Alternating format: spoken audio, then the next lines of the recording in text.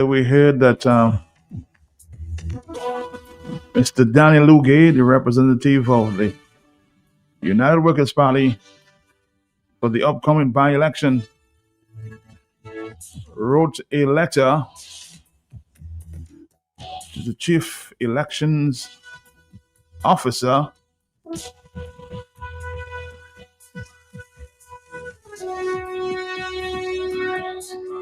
complaining of some irregularities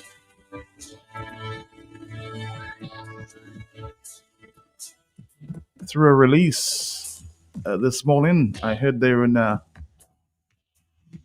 national radio station DBS.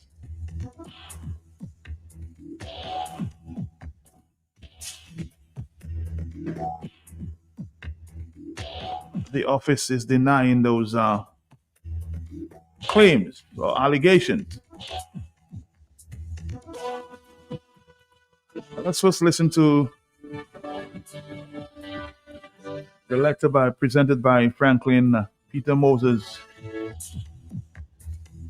on some of this concern. And we'll hear the release as read there by Mr. Curtis Matthew, the news editor of the nation station DBS. Chief Elections Officer Dominique from Daniel Lugay, constituent, Roto North constituency, July 19th, 2026. Dear Madam, reference, confirmation, and registration. I, Daniel Lugay, note with concern on the most recent supplementary list issued by your office that there are several names of electors without a valid address. This is unprecedented and not in keeping with the electoral statute. I'm hoping that this situation can be quickly corrected ahead of any election in the Rosso North constituency. Secondly, there are serious allegations that staff members of confirmation offices of Rosso North are illegally accepting applications for registration and confirmation in the absence of the applicants and requested by persons who are not of the Rosso North constituency. Should this allegation be proven to be true, this would be a blatant violation of electoral statutes and appear to be placing your staff at the Rosso North Confirmation Office as party to violation to Dominica's electoral statutes. I, Daniel Lugay, therefore request with urgency these two important areas of concern to the residents of Rosso North. Respectfully, Daniel Lugay.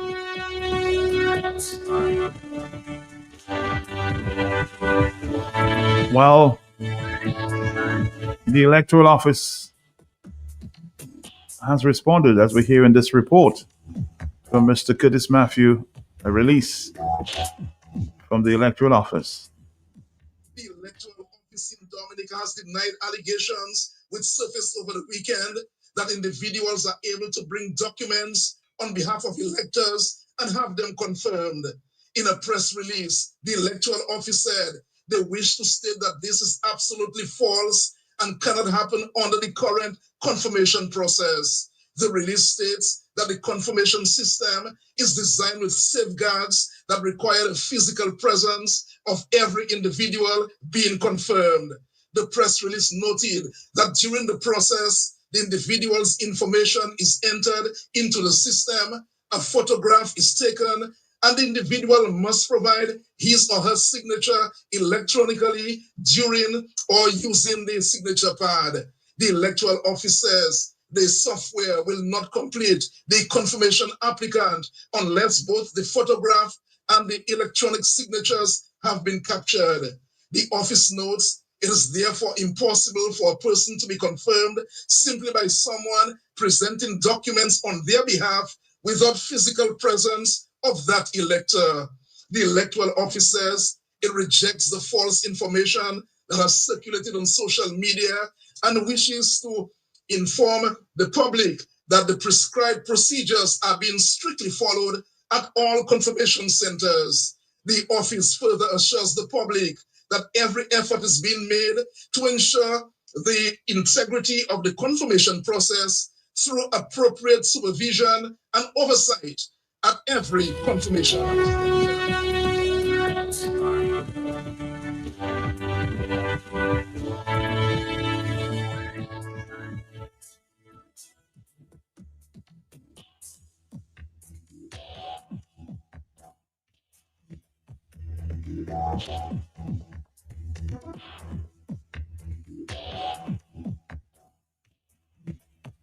All right, Dominica, you're not going to call very early this morning as it relates to what appears. I can't, I have to do some follow ups, but some people are complaining of double registration. They see their names two places.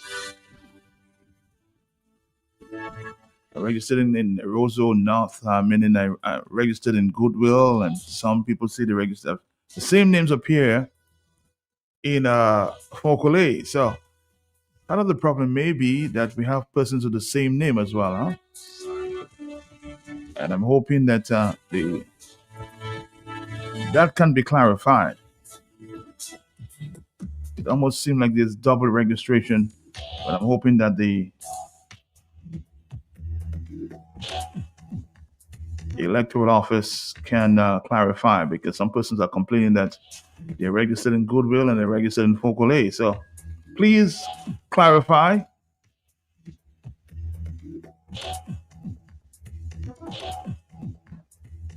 Now let's listen to again this report there presented by Mr. Curtis Matthew. Office in Dominica has denied allegations which surfaced over the weekend that individuals are able to bring documents on behalf of electors and have them confirmed.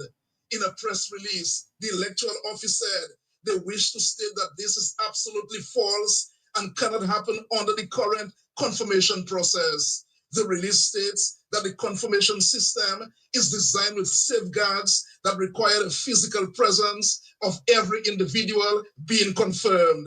The press release noted that during the process, the individual's information is entered into the system, a photograph is taken, and the individual must provide his or her signature electronically during or using the signature pad.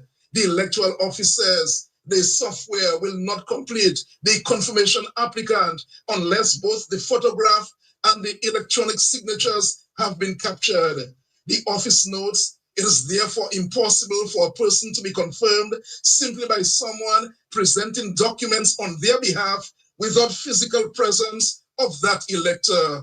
The electoral office says it rejects the false information that has circulated on social media and wishes to inform the public that the prescribed procedures are being strictly followed at all confirmation centers. The office further assures the public that every effort is being made to ensure the integrity of the confirmation process through appropriate supervision and oversight at every confirmation.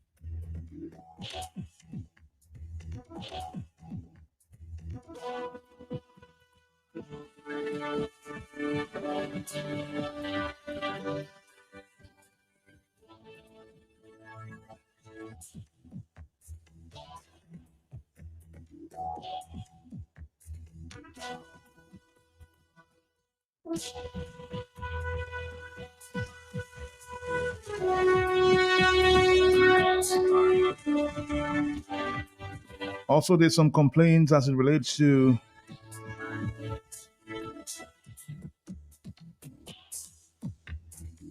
the issuance of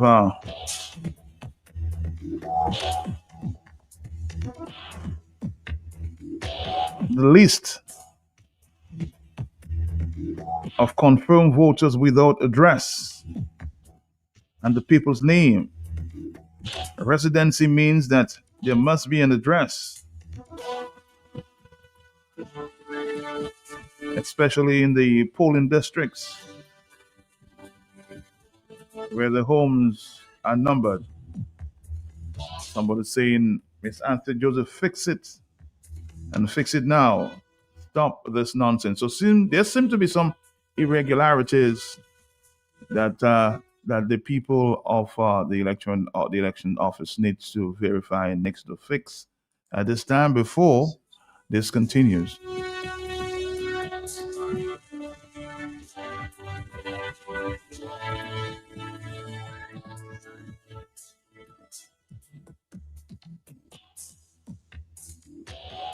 There's a lot of Coco Macaque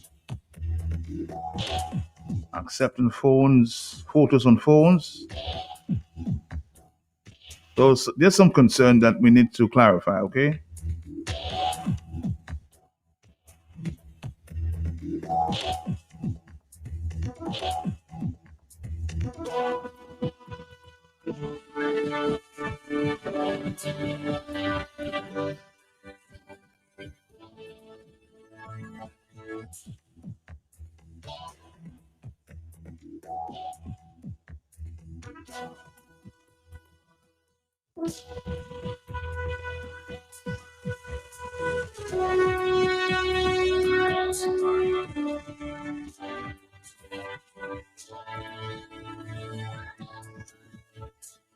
Before we continue with the election stories, the election issues, I want to talk to Dr. Thompson Fontaine, who's facing, who'll be in the court this morning facing, of course, another session. I think that how many are we talking about this time, Mr. Fontaine? Dr. Fontaine? This is my 28th. Your 28th time. 20th court appearance, in the courts in Dominica, correct. So you will be in the court this morning. Again, tell us about the charge and what's happening. All right, Matt. Yeah, so I need to give a little bit of explanation. Yes. Because this morning, High Court. Yesterday, for my 27th court appearance, I was in the Magistrates Court. Now, the persons may recall that in 2017, we had this protest outside government headquarters. And out of that protest, several of us were arrested, including myself, Lennox Linton, Elsie James, Joshua Francis, Joseph Isaac, Nicholas George. At the end, the three of us, myself, Lennox, and Mr. James, we went forward to the High Court. After several court appearances in the Magistrates Court on the charge of trying to overthrow the government, that was the first charge, and they reduced it to incitement. I had two charges. I had an incitement charge and an obstruction charge related to that same event of the 17th of February 2017. So the incitement charge against myself, Mr. James, and Lennox went to the High Court. At the High Court, the judge ruled. In fact, he did not allow the charges to be read against us. He ruled that the case was frivolous and it had no merit in justice. And so he dismissed it forthwith.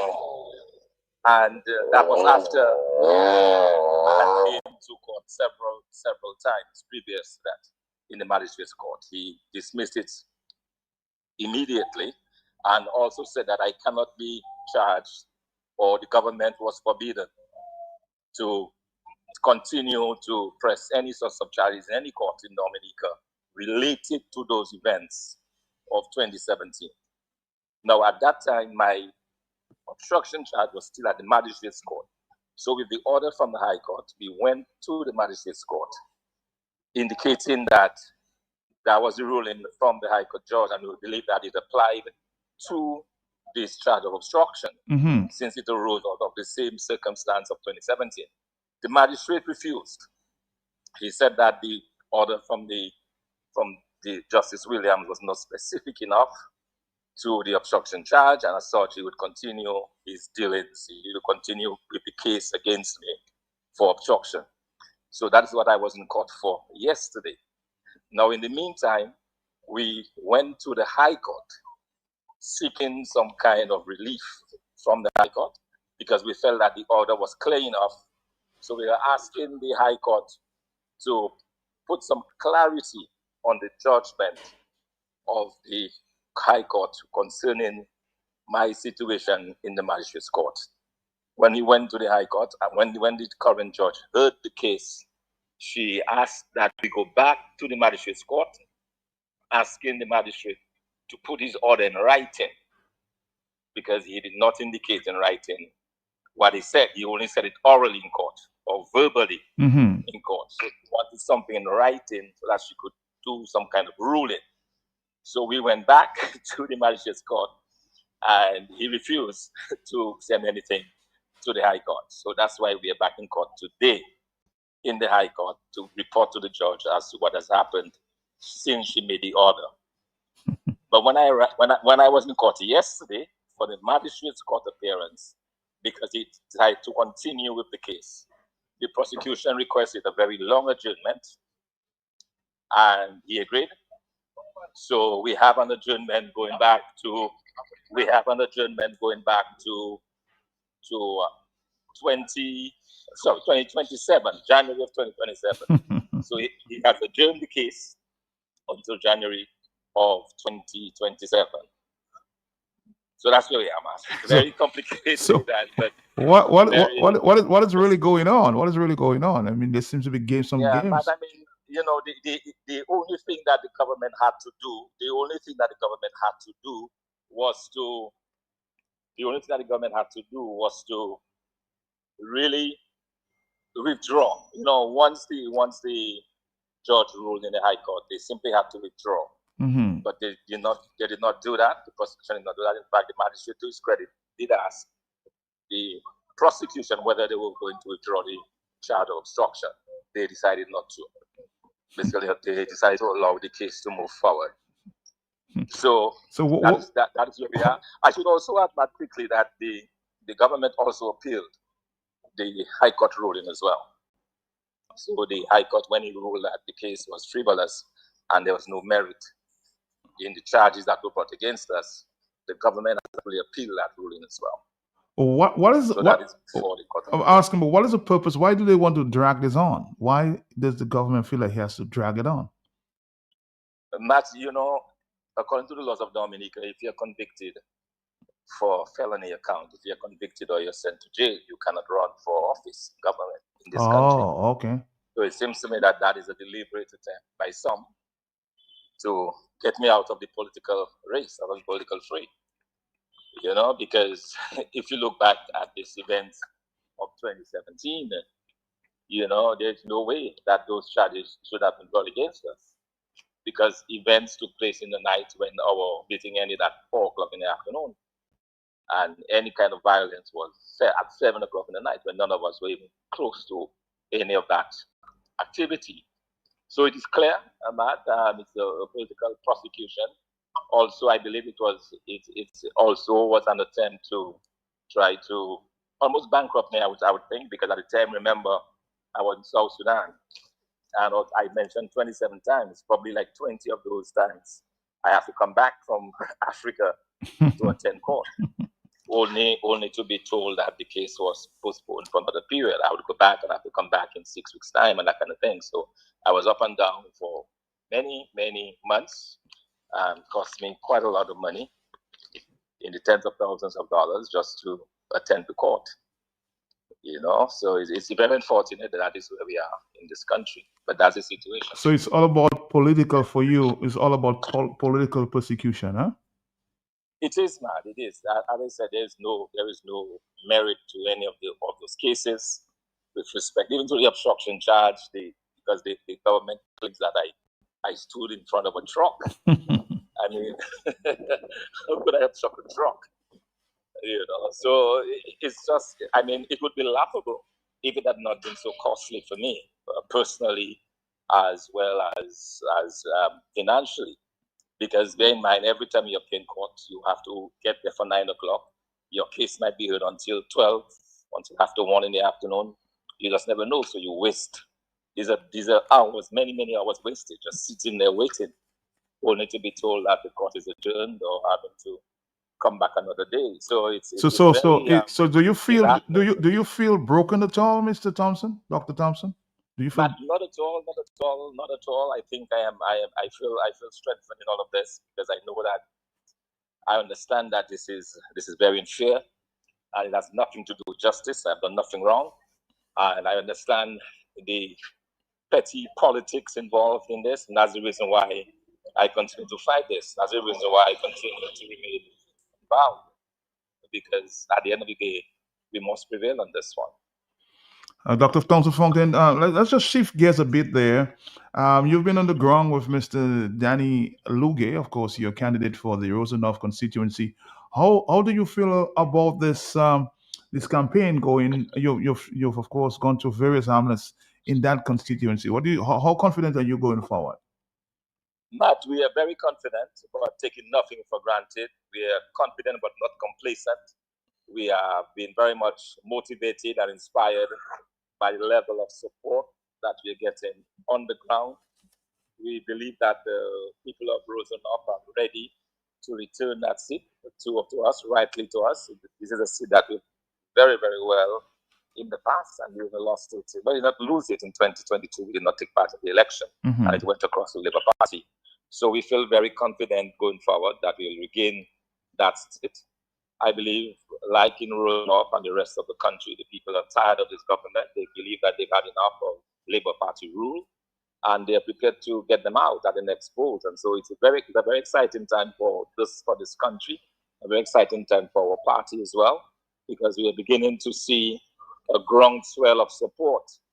People are standing up, they're coming forward, and they're giving us the kind of support that we always believed was necessary to make the change. And so we're very confident and very happy at what we're seeing going on now in Rosenhof. Because I just heard the Prime Minister this morning there on the Nation station saying that he's very confident about Rosenhof and the candidates. He was comparing the candidates. He said it's chalk and cheese. His candidate is a better one than Danny Luge. Well, the people of Rosenhof would differ in that, because bear in mind they selected Danny Luge not once but twice. He was overwhelmingly selected. By the way, he selected over even Mr. Julius Timothy, whom I'm sure even the Prime Minister would agree that his current candidate does not match up to Mr. Julius Timothy. But Danny Luge wrongly defeated him. So, I mean, we'll see, but quite clearly, I don't believe that the Labour Party candidate stands a chance against our candidate. Well, again, I know you in terms of some party matters, you're launching some candidates tomorrow. Did I say 3? I'm not too sure, because people were complaining that you're not launching candidates quick enough. So what's going on tomorrow at the news conference? I remember we met last month. We launched the first set of candidates, and we are doing more this week. We will have others in the weeks ahead. I believe it's a great sign for the party. We're only doing the new candidates, so we had 3, and we are going to be doing a couple more on Thursday. And so it's a very exciting time for the party, like we said, and we have more in the pipeline. So after Thursday's revealing of candidates, we'll have another one, possibly within 2 weeks, to announce a few others. So the candidates are rolling in. They're rolling in, Matt. I must say that I'm very pleased with the level of support that we're receiving, with the number of persons who are showing their interest in running for the party. That has been very, very good for us. Most of the constituencies that we have different persons vying to be our candidate, and that's a good thing. It's a very good, very healthy competition, but it also shows the strength of the party. It shows that we're attracting new blood, we're attracting new, vibrant persons to run for us, and that's an excellent sign. It shows that is a sign of a very healthy party, a growing party, and a party that is prepared to take over the reins of government in this country. So couple months ago, there seemed to be a little, sort of fighting within the party structure. Has that been resolved? I know you had a big meeting in Marigot on the weekend. Yes, that is correct. You would also recall that a few weeks ago, I sent out an olive branch, so to speak, to persons within my party who may have felt aggrieved at what was happening within the party and who may have felt not to be a part of what was going on. And I'm happy to say that this was well embraced by all and sundry within the party. And now we're a united force. As you mentioned, we were in Marigot on Sunday with Honorable Delbert Paris. Had a wonderful meeting there, a wonderful time in Marigot. The people of that constituency, I want to say a big thank you to, because they welcomed us with open arms. And it is clear from what happened on Sunday that whatever problems within the past, they are now behind us.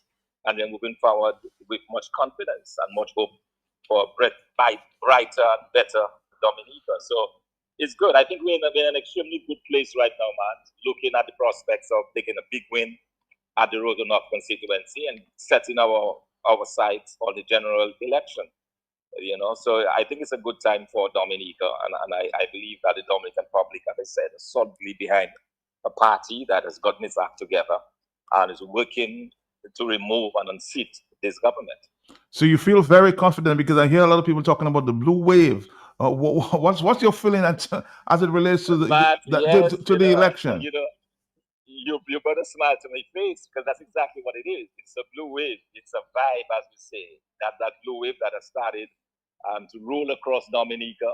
That wave means it's one of excitement, it's one of optimism, it's one of hope, it's one of belief that we are going to win this thing. And so people are excited about it. After 26 years out in the wilderness, the rays of hope are there, and people are really happy to see that. And so, yeah, the excitement is building.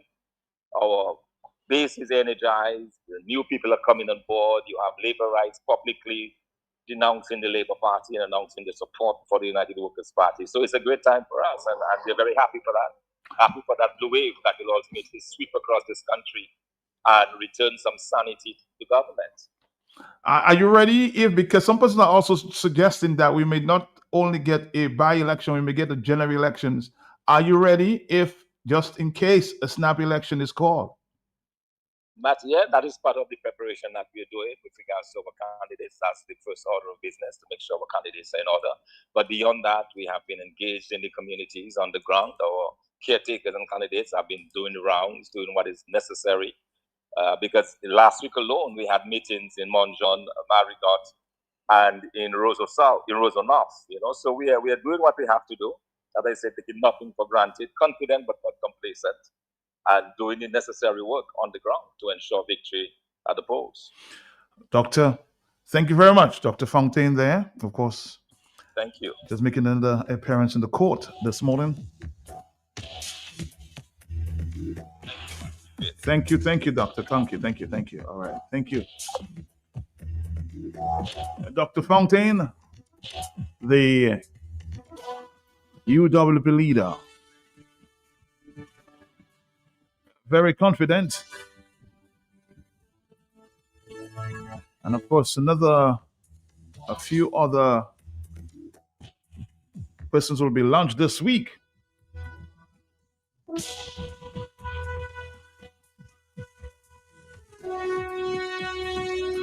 I'm hearing of a few big candidates to be launched by the United Workers' Party. I'm sure you will hear some of them by Thursday this week at the launching ceremony. But I heard the Prime Minister this morning basically saying that he's confident about Roseau North winning when this by-election is called. Let's listen to the Prime Minister. It has to be announced, but things are looking up in Roseau North. I think people are recognizing that there is but only one serious political party in Dominica, and that is Dominica Labour Party. You need stability. You need stability to maneuver around those global challenges, none of which you have control over, but you have to deal with them. And if you do not have a knowledge of the global affairs and how it's going to impact on Dominica and to develop policies and programs to address the issues confronting Dominica, then you'll have a challenge. So I tell people, forget about whether you like me or not, that's inconsequential. Forget about whether you like the Labour Party or not, that is inconsequential. What is consequential is where we want Dominica to go and who we believe is the best organization to do so. We cannot continue as a people to peddle our own private interests over the greater good of the country. And so I'm happy to know that there are quite a number of people in Roseau North who are recognizing that. Those persons who have voted in the Labour Party for many elections and are recognizing that they now have to take a very independent look of things, and they're making a decision otherwise. And we appreciate and welcome that. So we welcome anybody who wishes to join us in making a contribution for the greater good of Dominica. And in respect to our candidate in Roseau North, Ms. Ashma McDougall, It's chalk and cheese compared to the Chalk and cheese. All right, Dominic, you see the Prime Minister very confident, it appears, about Rosa North winning the seat in the by-election. Its comparison is chalk and cheese. Let's wait and see. And we just heard the leader of the United Workers' Party saying they're very confident. So it appears that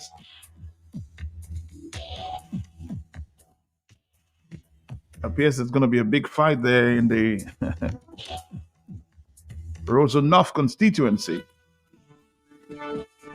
Somebody's asking, Matt, if he is so confident, why has he not given a date for the election? Maybe that's a question you need to ask the Prime Minister. Hello, talk to me, yes? Matt, good morning. Morning to you, sir. How are you doing? Good morning to all Dominicans. Yes, sir. Matt, I listen to Dr. Fountain, right? Uh-huh. And I want to agree with him. Let me tell Dominicans why. I will not call names, right? But Matt, I've always been talking about my country in the British Virgin Islands. Some people say, but go back there and live now. I say, well, I always in Dominica. Matt, I've been in Dominica every day. But Matt, there's a particular lady. She was an organizer of those people who normally comes from the BVI to vote for the Labour Party. Matt, I had a conversation with her and she told me, Caesar, I finished with that. Caesar, I went to Dominica. No, man, Dominica too poor. Matt, I wouldn't call her name, but Matt, she may be hearing me. And I said to her, well, just go publicly, help Dominica. So I will now ask her if she could allow me to call her name. And if yes, Matt, I'll call her name, Matt. I am Tony Caesar. I'm not afraid of anything. But when I listen to Dr. Fontaine, I say, Dr. Fontaine, what you're saying is true. A lot of guys who used to say they're going to vote for the Labour Party in Totola, watch it, they're not coming. They're not coming this time, man. Thank you. Thank you very much. 449-3095, 96 and 97. Hello, talk to me, yes? Morning, Matt. Morning to you, sir. I wonder if I'm dreaming or I'm hearing. If I'm dreaming or I'm hearing. What They're is- going to Labour are going to win a good dream. Not even in dream. Not even in dream. You might forget that. In good dreams, Johnny Luge, not even in dream.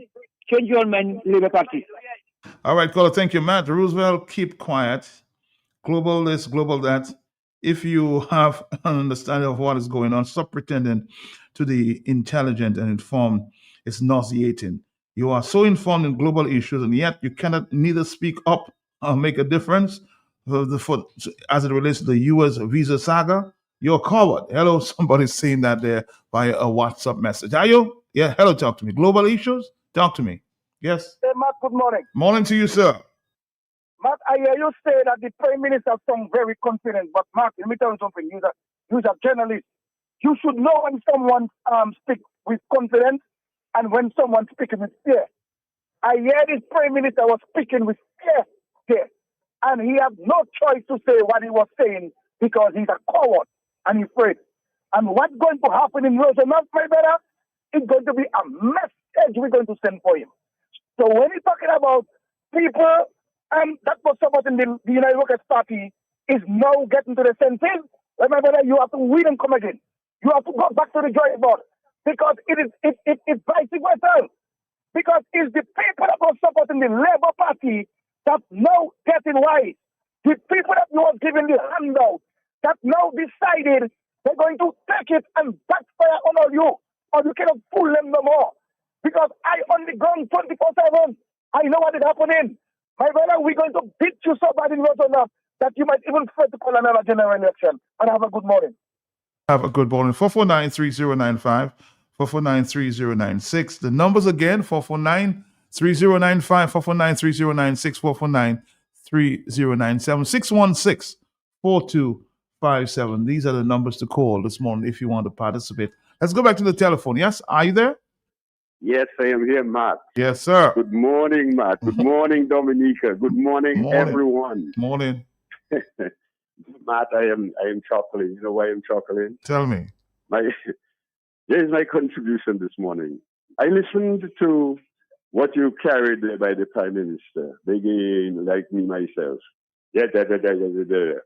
Saying all kind of foolish things. All the people have been voting for Labour Party for so long. He forgot how many election cycles that people have been voting in Roseau North for the United Workers' Party with Mr. Timothy, then with Lugay.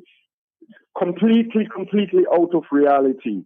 You know, but I'm not going to take up much time this morning. I'm just going to say to you, Matt, after any government that has been in office for 26 years consecutively, almost 27, any government in any democracy in the world, if they would have done satisfactorily, if they would have done anything good over the 26 plus years, which is more than sufficient for any government to show its face.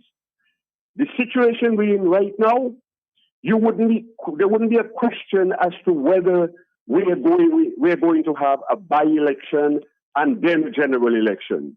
Bearing in mind that the general election is due constitutionally within the year, closer to 6 months, really.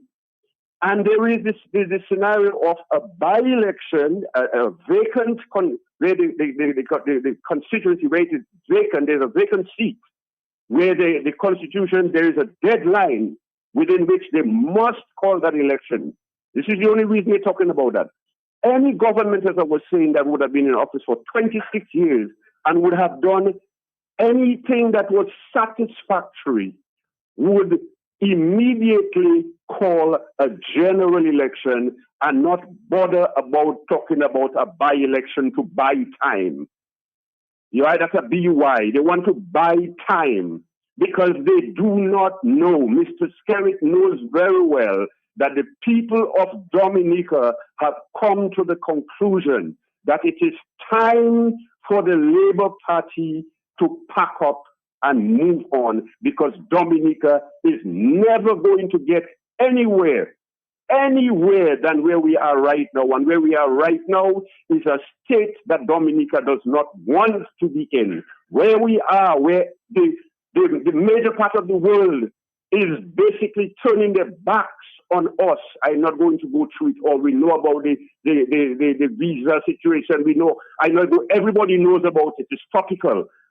So, this is what Mr. Skerritt has given us. This is where he has brought us in 2026, where we are.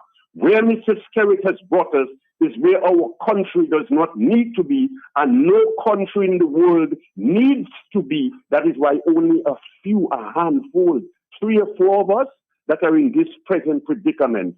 It's time, and the people of Dominica have come to understand that the only thing they must do is first register if you have never voted.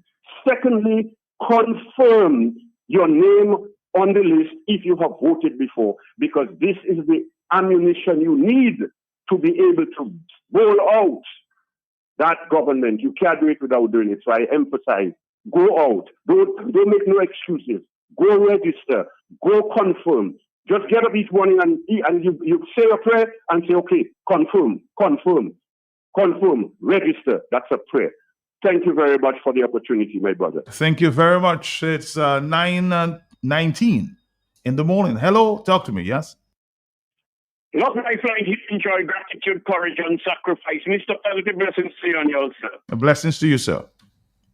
Thank you. 90% or maybe 95% of everybody, government engaged, whether foreigners or locals, these are mercenaries. These are mercenaries, hired guns. They get paid and they execute their duties with no humanity, with no compassion, with no consideration, with no familiarity or cultural attachment to Dominica. They don't give a damn about Dominica. It's about their pay, and they think they and their family and Dominica and their children, everybody will be safe. Everybody will be laughing, But how quickly they come at the commission and dispel and talking about social media and rumor. What now they exhume all your skeletons that they are buried or you rush into the damage control, Matt? Could that be the case, Matt? I'm assuming here. I'm speculating. But that is not political persecution. But that is quite terroristic in the manner in which these terrorists have tried everything that they're fighting tooth and nail. Because these criminals cannot imagine their removal from these safety zones. But can you imagine at the length these criminals want to go to resurrect a matter that is already dead? And Matt, is it inexperience? Is it error for a magistrate to make such a ruling and make it a verbal judgment and not a written document so you can present? So now, it's not me now. You remember the brother from Point Michel? He says, Scary, tell him go to Dennis. Dennis said, no, it's scary. And so the one magistrate said, well, you have to go back to that magistrate. That magistrate refused, so you have to go back to the other. Matt, that is all a nasty political manipulation and strategy. Scary eyes and ears is everywhere, and he's remotely controlling everybody. They are afraid, they're terrified, they're terrorists. All the employers, government ministers, police imagine that the trained soldiers, Matt, are afraid of a clown, of a circus, Matt. And all of them are clustered in the criminality. Now it's Thompson, Fountain, Lennox, Linton, Edison, James. Matt, is it only against Thompson, Fountain they're resurrecting the matter? All of them collectively? I think it may be Thompson Fountain, but I'll find out a little more. I'll do a little more research on that. I'll ask Lennox and both Edison James. I'll find out. Can I conclude? Go ahead, sir. Yes, Matt, like Michael Manley and what was the other one? Siaga, Matt? They want opposing sides. But I want to see Michael Manley and Siaga on a stage showing a concretized, tangible appearance of unity. Lennox, Thompson, which one? Matt, you know which one is Siaga and which one is Michael Manley? But anyway, I want to see that. Because all we think is a joke that is happening in Dominica. Yesterday, I told Matt, this is a democratic, fascistic dictatorship. Yesterday, and listen to what Thompson is disclosing today. I am not aware, but you see me, my mobility is quite restricted. I'm at home. Matt, I said that yesterday, when I listened to what is being said today, I finally conclude comprehensively, Matt, you're dealing with criminals and they're in all the different institutions and departments of what they call government. Criminals. Thank you. All right, Dominica, we have a voice note here. Yes, the conversation continues. And 305, somebody's asking again, 305-432-9624. That's for the overseas line. 305-432-9624. Hi, Matt. Good morning to you, Dr. Fountain, and all Dominicans who have been persecuted for speaking out against the evil government in Dominica. Dominicans who have been, prosecuted and punished because they are not in agreement with the evil on the ground in Dominica. But, Matt, I want to say this morning that this persecution will not go on forever, Matt. I'm hearing the account of Dr. Fountain, Matt, and we cannot call that anything other than persecution. And look who is doing it. The legal system. Michael Loader, the same magistrate who put Edison James in a cell. This same Michael Loader there. Look at the length of time he has adjourned the case when the decision had already been taken by the High Court. He proceeds to say that it lacks clarity, Matt. And he continues a case, an unjust case against this man. And he comes up with an adjournment up until 2027. Man, I want to say this morning to Michael Loader that you will not be around for that adjournment in 2027, because God is going to smite you because you are too wicked. You are not going to persecute Dominicans, innocent Dominicans, and get away, because the right hand of God will come against you and you will not be around to persecute innocent Dominicans. Well, let me just say at this time, Master, because I'm not actually certain it's Mr. Michael Loader that's handling the case. So let's do some more clarification before we allow you to continue with your view. Okay, so let me find out whether it's Michael Loader,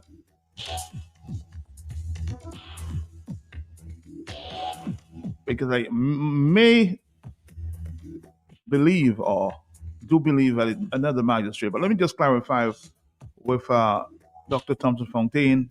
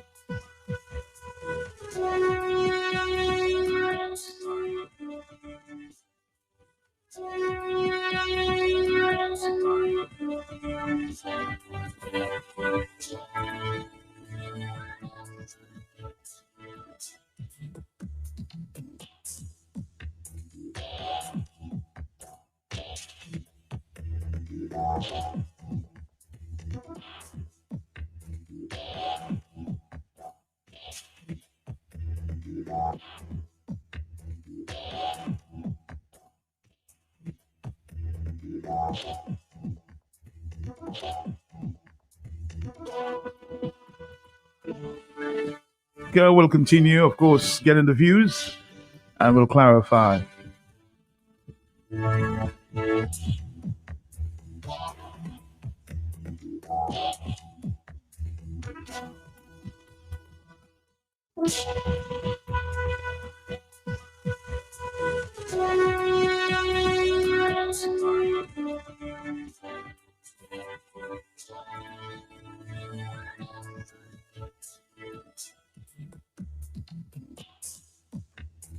I'm just trying to clarify. Okay, Master, just hold on there. Hello, talk to me on the telephone. Yeah, yeah.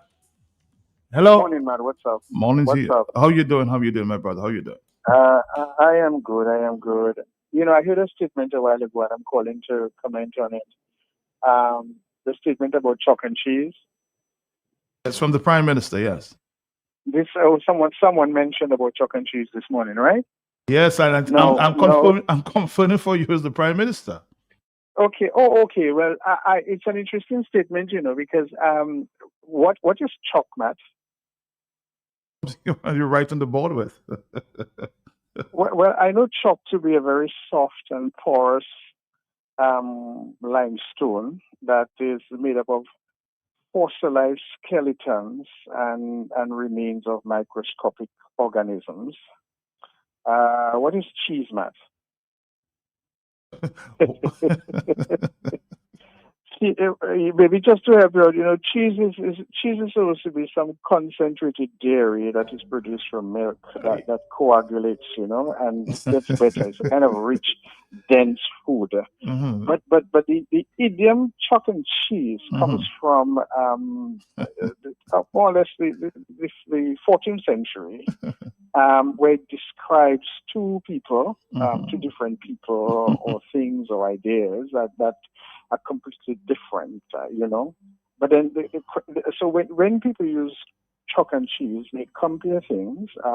It's a euphemistic phrase that compares similarities or opposites, and often used to highlight. But philosophically speaking, Matt, when one looks at chalk and cheese, as was uttered this morning, principally speaking, when one looks at the Dominican Labour Party and the United Workers' Party, they differ sharply. So maybe we should listen and try to determine what would be the real chalk and cheese. And because obviously the Dominican Labour Party and the United Workers' Party differ sharply in terms of governance and economic policy. The Labour Party centers on state-led welfare and social programs, while interestingly, the United Workers' Party has had a track record of pushing for private sector-led self-reliance and reform. So what is the chalk there? What is the cheese there? It seems to me that when you look at the two parties philosophically, and you look at a party that offers governance simply on social welfare and social programs, that is porous, that is skeletal. And when you look at a philosophy that says, okay, you push for private sector-led growth and reform, that has more substance. So I don't know, I leave it to you to determine what is the chalk and what is the cheese there. When it comes to approach, all right, I think one party focuses on a government where with assisted welfare, funded heavily by state and citizenship via investment programs for public infrastructure. And when one looks at another one, the other one opposes the state dependency and the periodic handouts, and they advocate instead for sustainable private sector jobs, tax reform, and higher tight checks on government spending. Which is the chalk then? Which is the cheese there? It seems to me the chalk is the one that focuses on state dependency and handouts, you know, and the other one focuses on sustainable private sector jobs, tax reform. So which is the chalk and which is the cheese there? When it comes to political standing and strategy, there is one party that has had power for many years and supposedly commands a legislative majority. And you have another party that serves as an opposition voice, with its own struggles perhaps, but advocating for solid governance. So I think which is the chalk and which is the cheese there. But when it comes to Roseau North, and you compare the chalk and the cheese, there is the element of chalk, whereby you have a party that has been in power for 26 years and has not served the needs of neither strata of the Roseau North population or communities. When you look at Upper Goodwill, Lower Goodwill, Pottersville, lower Pottersville, around below the hospital, Gotter, Yampis, Tarish Street, what has been the benefits of that, the people in that area, as they have benefited from things? So it seems to me that when one looks at the chalk, one can see that in many areas, the people of Goodwill have not benefited from a party that has been in power for 26 years. And what they have been getting is fossil remains and a very porous promises, because they have been had promises for 25 years that has not been materialized. So that is chalk. It's very porous. It's been given a very tasteless understanding of what development should be. And that is where the porosity lies, in the chalk that they have gotten for the 26 years, versus a government who was in power for 4.5 years and been in opposition, that contributed a number of things to the Goodwill community. And we even have a candidate who is going up in Goodwill now who tried to elevate sports and many things in Goodwill. That is the cheese, with more substance, with more a greater density. So, I mean, it's left. I'm glad the gentleman who uttered the words chalk and cheese didn't say which one is chalk and which one is cheese. But when you compare what is the definition of chalk and what is the definition of cheese, and you use the analogy of chalk and cheese, the people of Goodwill will see that in one person or in one group of people resides a bagload of a ton of empty promises, of little development, and one where they have cheese, where you have substance, where you have had a good input for the past few years, and where the people of Goodwill can testify that they were able to thrive for 4.5 years. So it will be left to the people of Goodwill to determine which is the chalk and which is the cheese, and come up with the analogy. Who has really given them chalk and who will give them cheese? And so they will vote instead for those people they know that's going to give them cheese and get rid of the chalk. All right, thank you. Thank you very much. All right, Dominic, can we continue here in the morning?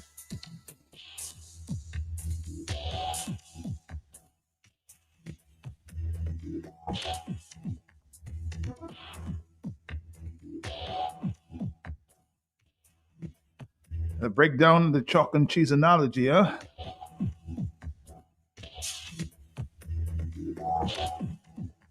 Now you decide who is the chalk and who is the cheese. Hello, talk to me on the telephone. Matt, morning again, Matt, morning. Morning to you, sir.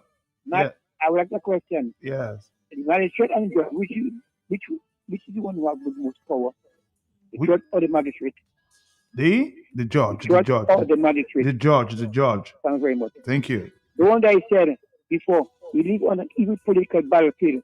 That we have to fight mercilessly to get rid of the demonic forces that destroy our country by the power of God. Thank you very much. Thank you. Hello, talk to me on the telephone, yes. Good morning, Master Stelty. Governor, I forgot that entitlement. Matt Stelty. Thank you so much, Matt. First of all, I want to extend sympathy to the family of Macmillan. Yes, Macmillan Baptist, I was a child, I knew him from a child, growing up in Charlottesville, Newtown. So he was really a great man, an outstanding Dominican. And it's a pity that it wasn't some national thing for him. But this guy has been, like Suki, great and absolutely industrious and patriotic Dominican. So my deepest sympathies to the family, of Mr. Macmillan.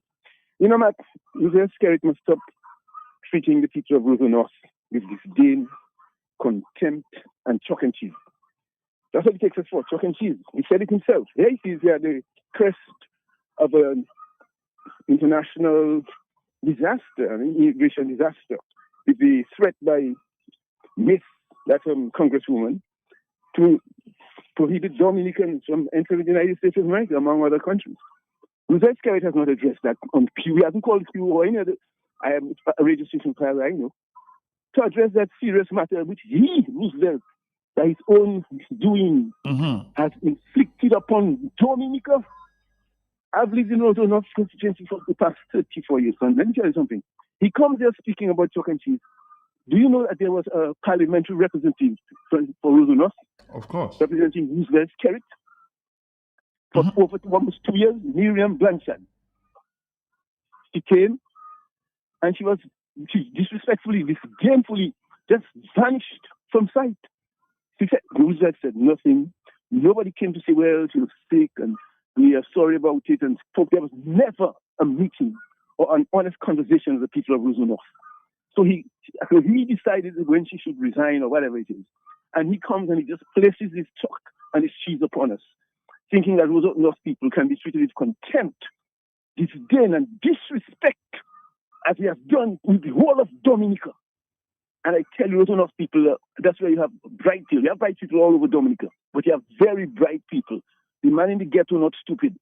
The lives of the people, this government has been there. Whoever is representing him now has been there. This government has been there for the past 26 years. I've been living there for 34 years, so I've lived there among different parliamentary representatives. This is the worst that the Roseau North has been.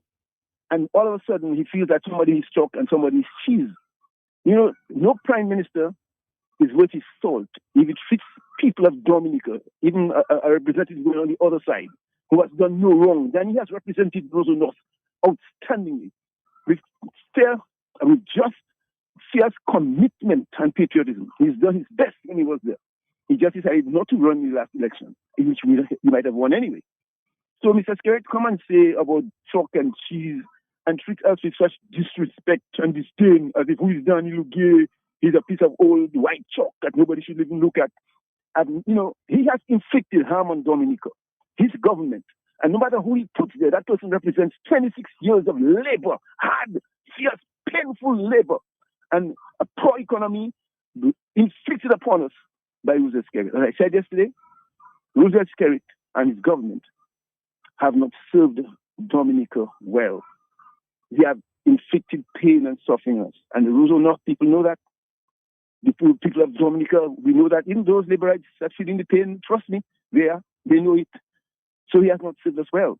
And they are not a blessing to Dominica. They don't deserve to continue.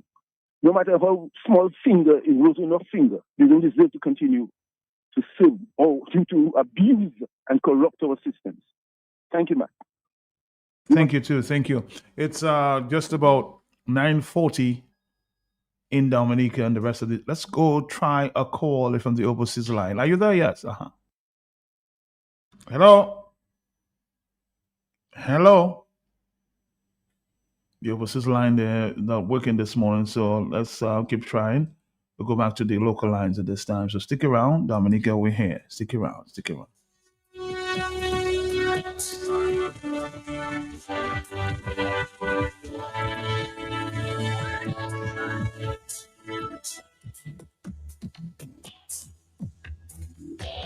Let's do this, and we'll come right back. Hailing from the southern football mecca of Newtown and possesses one of the most colorful sports resumes in Dominica, the recipient of the prestigious Order of Merit from the Roosevelt Douglas Foundation in the US of A. Creole Helvet features meritorious awardee Geoff Faustin this Friday, July 24th, 10:30 a.m. on Q95 FM, the big station, the former national football and cricketer and an exceptional football and cricket coach. I coach national football teams at under 15, under 17, and under 20 levels, and also the national football team. Former Dominica and Windward Islands cricket trainer at youth and senior levels. Geoff Faustin, his persistent demand for discipline, training, decorum, and order remained the hallmark of his training. Geoff Faustin. This Friday, host Ambassador Prince Radixson will be live on Q95 social media pages. Geoff Faustin, sports administrator, entrepreneur, and mentor, former sports officer at the sports division with a long, outstanding, distinguished career in the public service. Founder of the Newtown Juvenile Academy over 3 decades ago. Geoff Faustin, this Friday, July 24th, 10:30 a.m. on Creole Helmet on the big station Q95 FM. With premium animal feeds at Blue Box, we're excited to announce a major expansion to our lineup. Blue Box Farm and Garden Center is now your go-to supplier for high-quality animal feeds. From poultry to livestock, we provide the specialized nutrition your animal needs to thrive. Our feed portfolio includes poultry solutions, broiler starter, grower and finisher, lay, starter, grower and developer, layer 19% and 17% formula, swine care, grow pork 280, so ration and hog mix, small pet and livestock, rabbit ration, ruminant feed, and universal feed. Whether you're raising a backyard flock or managing a full-size farm, ensure your animals are getting premium quality feed for the best results. Visit Blue Box in Roseau on the corner of Hanover Street and Drury Lane, or Blue Box Goodwill, 66 Federation Drive, Goodwill. Call us in Roseau at 235-3483 or Goodwill at 235-3480. Let Blue get.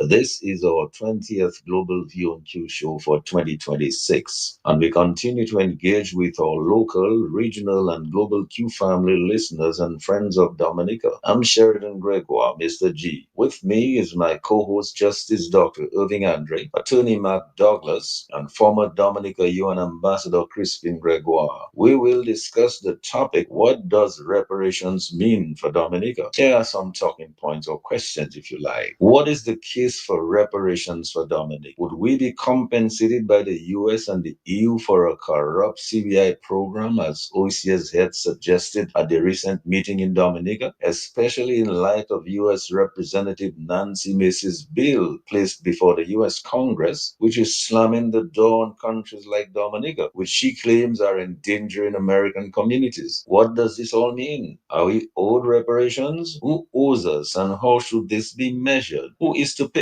Who should receive that payment? What should be done with it? And our current leaders be trusted with that money, considering how they treat our elderly or students in need, and how our government uses donated assistance for Dominicans who are in need? Will it be used for the benefit of those who need it most? How should reparations be administered if we receive it? Should we be paying Britain for its colonization, as British parliamentarian Suella Braverman recently suggested? Should the descendants of slaves receive compensation from those who enslaved their ancestors? Why should they receive payment for those wrongs? Are there any precedents for such payments? And does intergenerational trauma and economic legacies of slavery justify reparations. We look forward to the contributions of Justice Dr. Irving Andre, Attorney Mark Douglas, and former Dominica UN Ambassador Christine Gregoire on this topic. What does reparations mean for Dominica? So tune in Tuesday night for more on the Global View on Q, only on Q95, the big station, because you know it's true if you hear it on Q.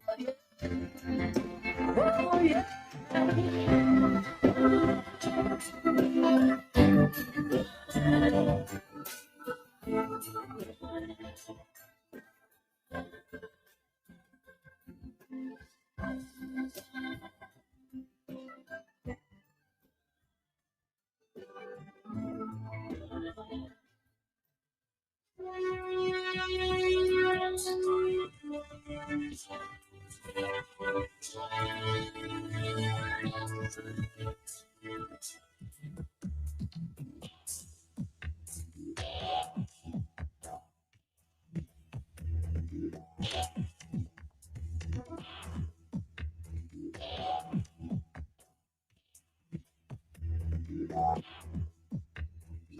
If you know quality, then you must know the manufacturers of Dominica's finest rums. Belfast Estate Limited, over 80 years leading the industry with exceptional standards and formidable customer service. We present the manufacturers of BB Rum, Soca Rum, Red Cap Rum, Cask Rum, and the signature Belfast Estate Rum Punch. With island-wide distribution daily, Belfast Estate Limited has cemented its mark as the distributor of choice for products like Eldorado range of rums and creams, Kubali Bear, Corona Bear, Guinness, Root Boy drink, and of course the Sunblast juices, Topper Snacks, Vitamalt, and Pine Hill juices. Call the office at 440-7032 or visit the distribution outlet at Jimmy Dominica. Follow on Facebook or Instagram at Belfast Estate. Belfast Estate Limited, your leading manufacturer and distributor of rums in Jolly's Pharmacy is bringing vibes to health with Health Vibes.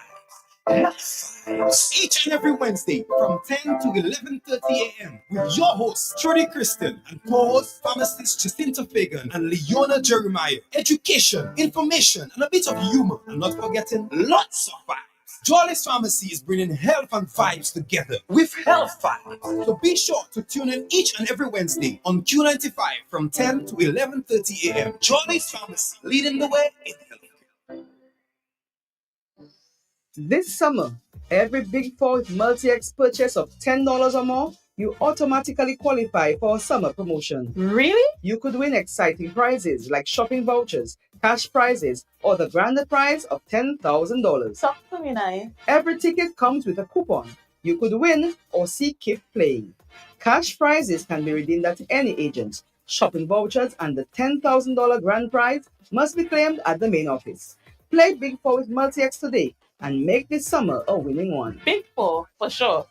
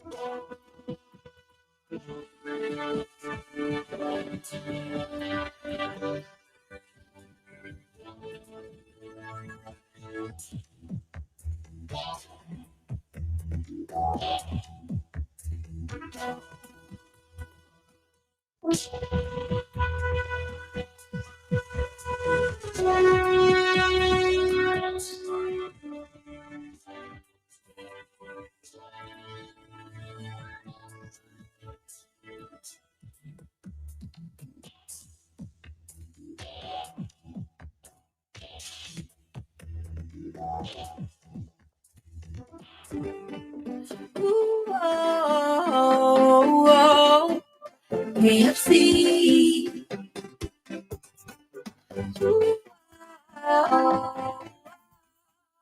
KFC. Looking for some place to go. Eagles for soul. KFC. Grab your family and your friends. Join in the experience. KFC. It's the place to be. Made for you and me. KFC. KFC. It's finger licking good.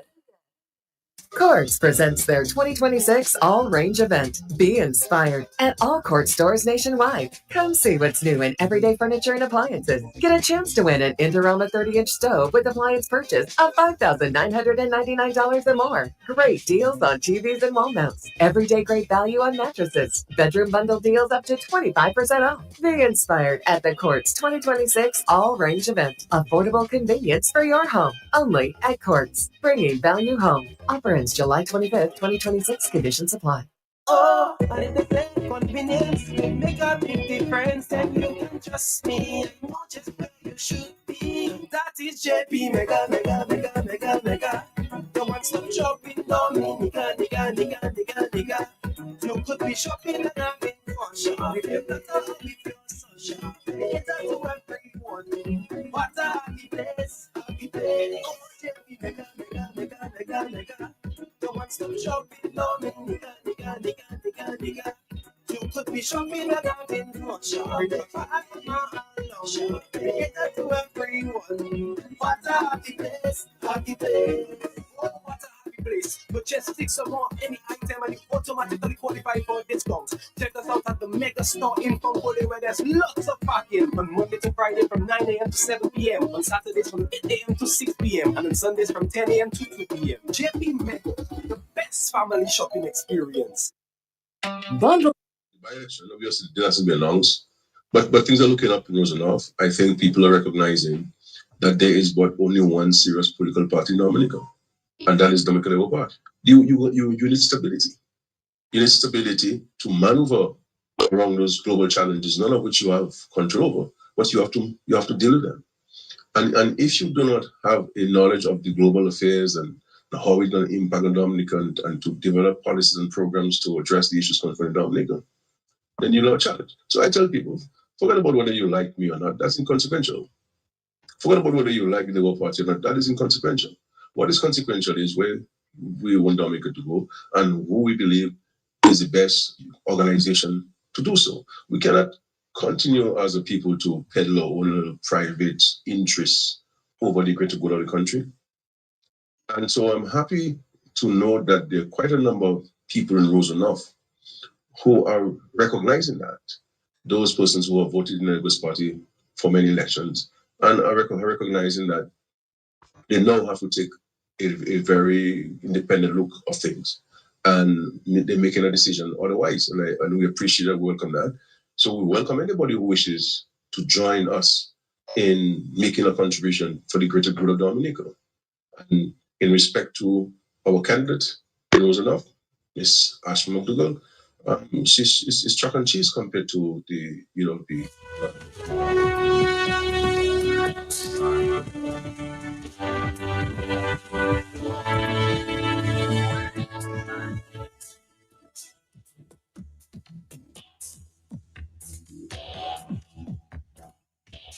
Somebody just sent me some pictures as it relates to the Steva Street, just 300 yards away from the DLP candidate. A perfect example of the DLP and the candidate's total neglect of Rosenhof and Dominica by extension. And so we will certainly neglect them at the polls. The performance of the Chalk government after 26 years. Rosenhof voters welcome the attempt to belittle Danny. Although we always loved Julius Timothy, history records that when he said Danny Luge is of no consequence in this election, we the voters of Rosenhof defeated the beloved Julius Timothy and DLP by 642 votes in 2014. Take note. Again, Rosenhof voters welcome the attempt to belittle Danny. Although we always love Julius Timothy, history records that when Danny Luge is of no consequence, said Mr. Julius Timothy, we voters of Rosenhof defeated the beloved Julius Timothy and the DLP by over 642 votes there. Let's continue to take some phone calls. Are you there, caller? Yes. Yes. Yes, man, I'm there. Good morning. Good morning. Morning to you, sir. I am very saddened by listening to that interview with you and Thompson this morning, man. For 28 times a man goes to court to get an issue resolved, man. You know what that says, man? The justice system is corrupt. Because he mentioned a judge who made a ruling, who refused to put his ruling on paper, man. That shows you the judge himself is being told what to do from somewhere else. The judge is not fit to be a judge, man. Because if you can corrupt a judge to do this against any other citizen, nobody has no chance of having any kind of justice in the country. So all this argument about better political party, he's on a podium, he's talking all like garbage. You need to address the people about what's taking place with the passport, because soon they can't even go to St. Martin, Guadeloupe, Martinique, Cuba. So none in European countries, Dutch, French, and British territories that's left in the Caribbean. He needs to address the real issues and stop playing politics, because really what he is, a drowning man grasping for straws. And his 26 years of reign has reigned terror on the people, man. When you have George's ruling and kind of thing, it's nowhere in the world I know a man go 28 times to court to find justice and they can't find justice, man. Something is wrong in the system and people lay there and they don't understand it. They still support that garbage, man. Good morning. Thank you for the work you do, my friend. All right, thank you very much on the telephone. Are you there, caller? Yes? Yes, but I'm there. But today I trying, boy. I feel it. I'm just block me, you know. I blocked you, like many other people feel I block them. I tell you again, I'll say it again. I don't see telephone calls. I see lights. It was you, scary that blocked me. They're blocking you? Man, scary. Why is that? Matt, anyway, I want to say something. Matt, do not vote the rat that got in the cheese. Do not vote the rat that got in the cheese. These hyenas. 10% for Dominica and 90% for them. This guy knows all about world affairs, but he doesn't know Dominica don't have no garbage collection, no light, no internet. People have no employment. He don't know nothing about that, but he know all world affairs, Iran. He know how to go Dubai, but local affairs, he does nothing that. This guy is a wicked guy, and you must go. Thank you very much. All right, thank you very much. 449-3095, 449-3096, and 449-3097.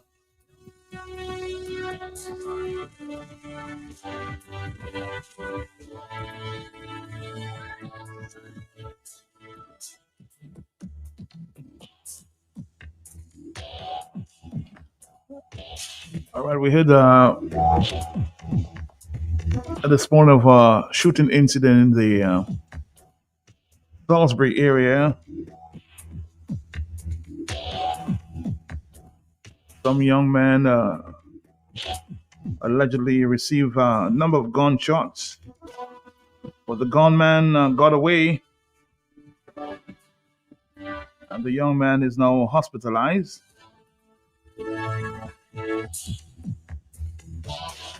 So that's some concerns there of up there in Salisbury. Some shooting incident took place in the middle of the village. A masked man opened fire on another and got away, but I was told that villagers said that the police responded very swiftly and quickly.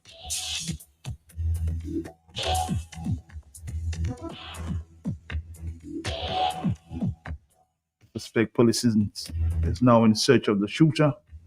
If you have any information, please call the Salisbury Police Station.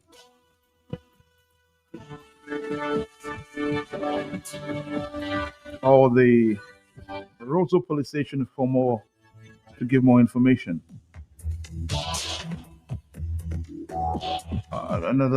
Of course, the other guy who was shot is in hospital at this point, from what I gather.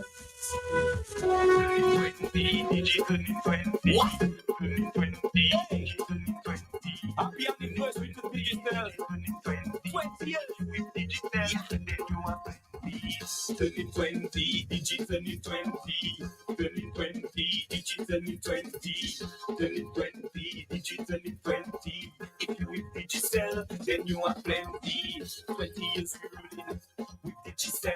If you're not too fast, then hear me well. I have my TV and still have my cell. I have my internet on from digital. 20 years of real connection. So pay attention. You might benefit from all what I'm about to mention. You can be a VIP or get 6 months on your bill free. Because 2020, digitally 20, 2020, digitally 20. 2020, digitally 20. If you with digital, then you are plenty. I say with digi, you can win.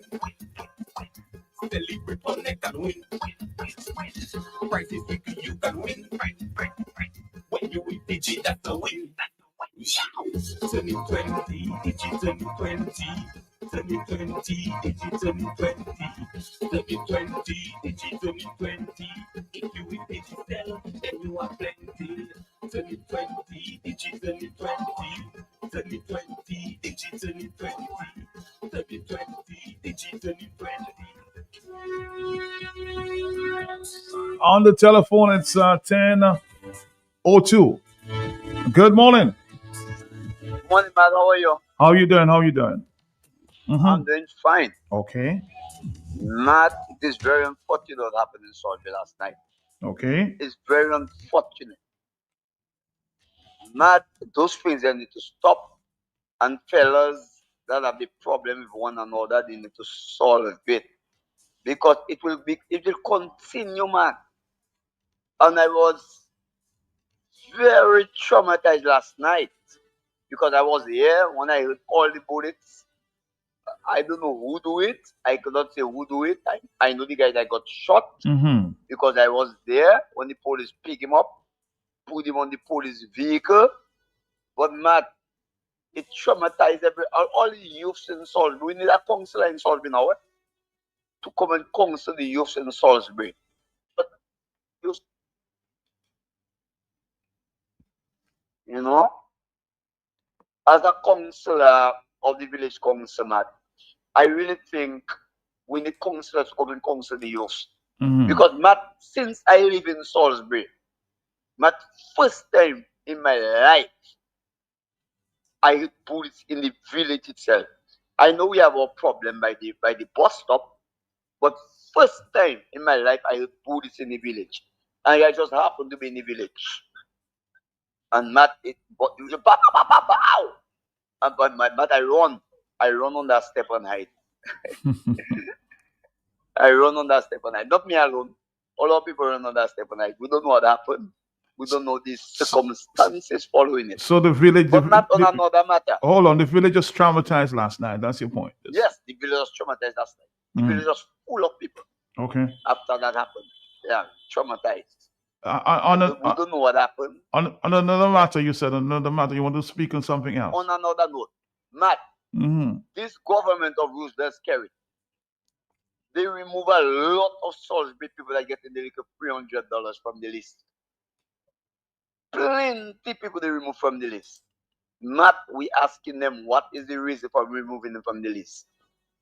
Pensioners, they remove from the list. People that are not working, they remove them from the list. We asking them to reinstate them. We do not want another problem in Salisbury, Matt. I trying to avoid the problem. We have a garbage problem in Salisbury. We're trying to avoid that. Matt, we're asking the government to immediately reinstate the people they remove from the list. And tell us why they remove them, if they remove them. Not if they remove them. Tell us why they remove the people from the list. We're asking them to immediately deal with that. We're giving them up to the end of the month to deal with it. Okay? Thank you, Matt. Thank you, thank you, thank you.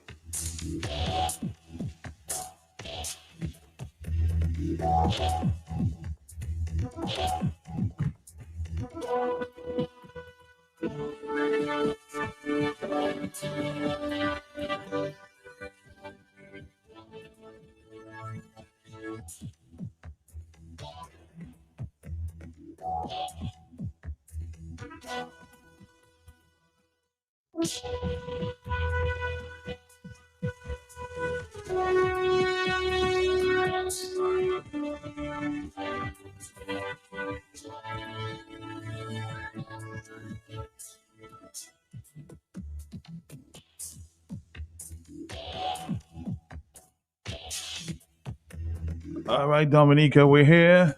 It's already 10:06 in the morning. And the last person I heard was on this case of Dr. Thompson Fontaine. I'm still trying to clarify. Was the magistrate there? I think I have Mr. Joshua Francis on the line. He might be able to clarify. Mr.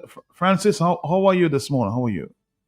Mr. Peltier, I'm doing well. Good morning to you and good morning to your listeners. Blessed morning to Dominica. Mm-hmm. I'm unable to clarify just whose magistrate is at this time, whose magistrate is dealing with the matter before the court. Are you aware, Mr. Joshua Francis, who may be dealing with that matter? Matt, I'm not part of Dr. Fontaine's legal team. Mm-hmm. The last time I took notice of the matter in question, Okay.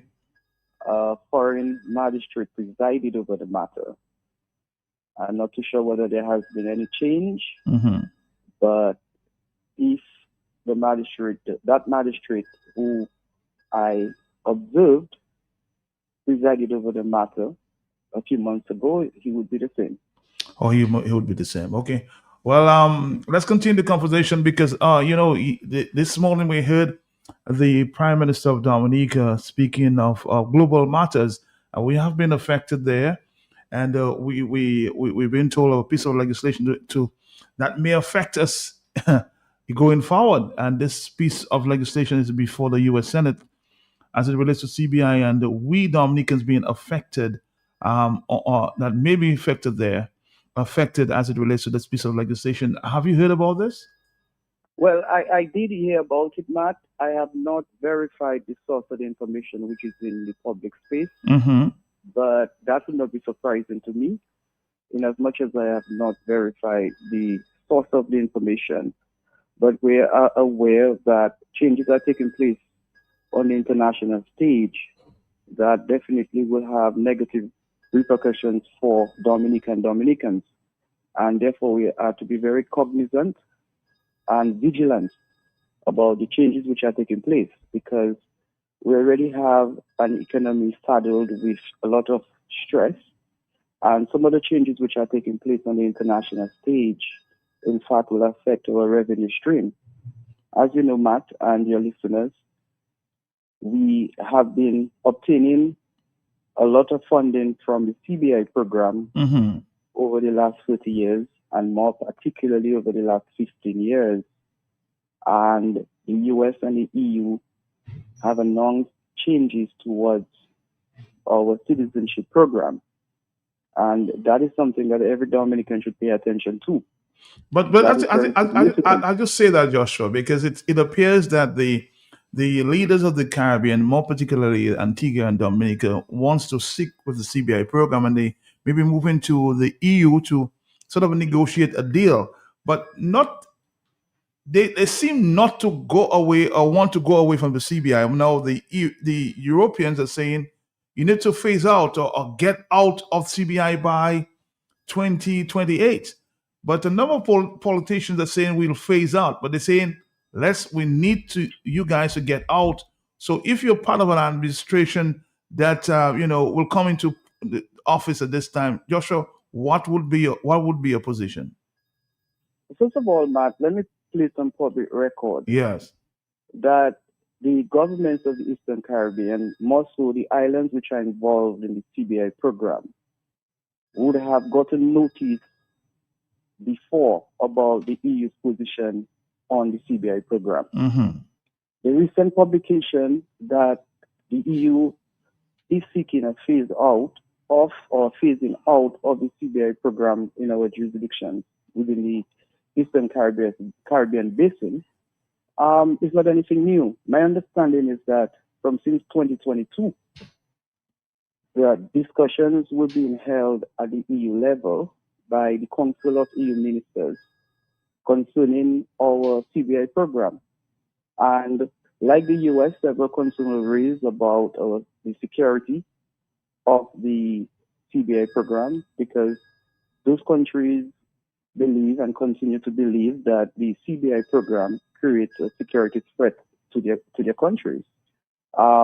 There is also the issue of a financial security threat, given that the CBI program allegedly has created a situation for evasion of taxes, money laundering, to name a few.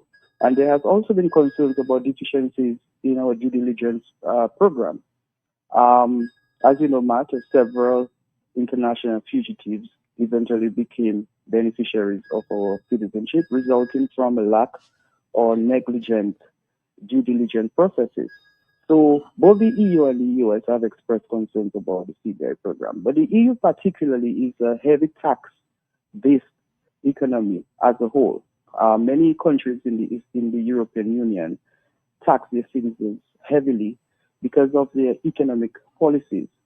And they would have had and continue to have serious concerns about the CBI program, which creates a threat to their tax-based system.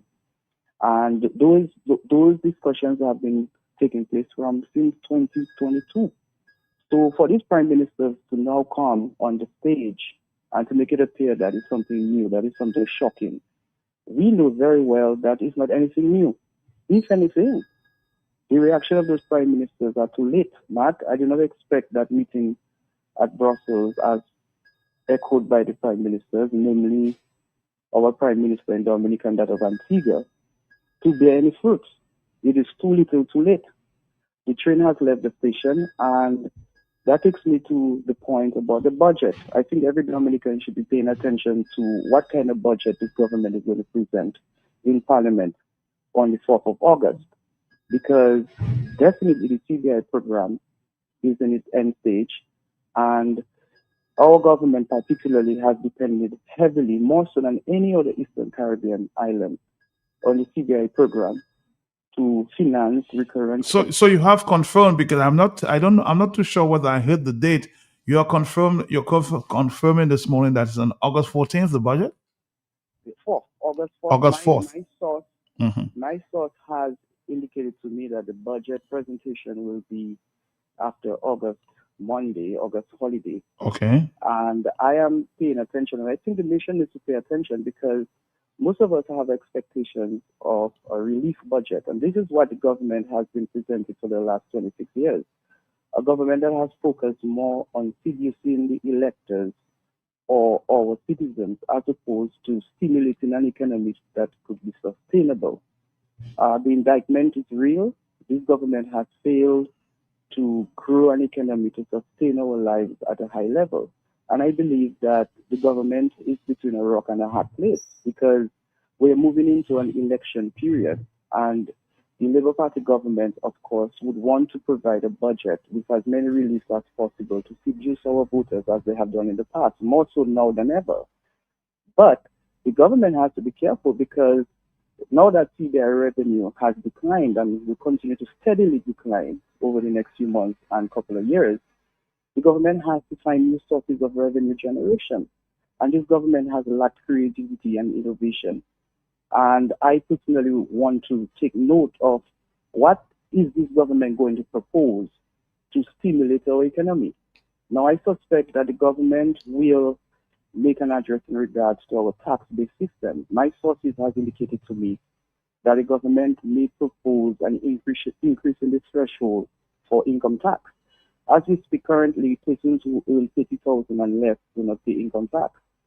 That may increase to possibly 50 based on my sources.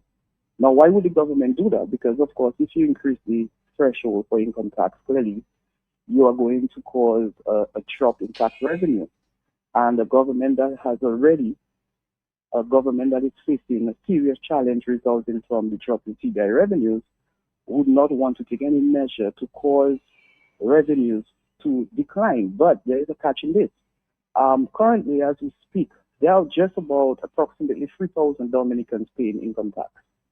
So an increase in the threshold of income tax is going to reduce the number of income tax payers as far as individuals, both natural and artificial, are concerned. The other question is, should the government take such a measure, then what happens to that money which are going to be saved? Because, of course, if you are now earning 30,000, let's say 35,000 you're paying income tax, And then the threshold for paying income tax now increases to 50,000. It means that you will no longer be paying income tax. You may save some money. Now that money that you're going to save, exactly how much you're going to save and what are you going to do with that money? One of the problems that we have in this country is that our consumption is primarily imports. So even if you were to save $1, more than likely that dollar is going to be expended on imports, which is another problem that this economy has. We live in an import country. This government has failed to make us more self-reliant, has failed to create factories and job creation opportunities for our people. And therefore, Matt, I see an economy that really is in collapse, economy that has gone beyond the edge of the precipice. I think we're going down a precipice. And until and unless we have a change of government, Dominicans have to tie their waist and expect a very bleak economic future. Things are already hard. So you don't expect anything from that budget? No? Well, as I said, Matt, my sources have indicated to me some of the measures which this government will take. Another area that the government may tackle is custom duties. There has been quite a number of discussions about our government failing to address the rising cost of living in Dominica, in the region, as you know, internationally due to several structural changes and economic shocks. The cost of living has been on the rise. One of the things that this government promised our people is that with geothermal, our cost of living would drop with geothermal energy plant. Certainly that has not happened.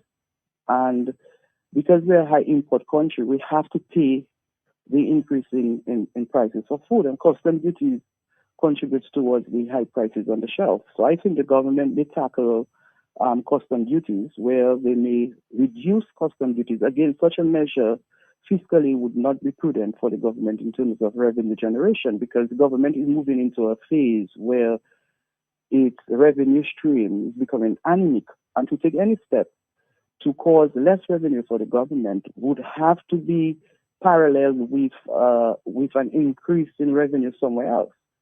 So I'm paying attention. I am in discussions with certain persons who are intimate with the government as far as budget preparation is concerned. And I believe that we need to pay attention because the government definitely will want to create a budget to make it appear that they are providing relief for our people. But on the other hand, the government has to be very careful, because whilst it may pass an election budget, a political budget, it will put us, or it may put us at risk of suffering more. So, Matt, we are really in a difficult situation now. As I said from the onset of my contribution here this morning, I don't expect our government to get any tangible, fruitful results from any trip in Brussels. Matter of fact, that decision has already been crystallized that we have to phase out our CBI program. And really, had this government had any kind of vision, the government would not be looking to send technocrats and leaders to Brussels, because the government would have already taken preparatory steps to move from the CBI. It was always unwise and imprudent for this government to rely so heavily on CBI, because CBI is a volatile sector.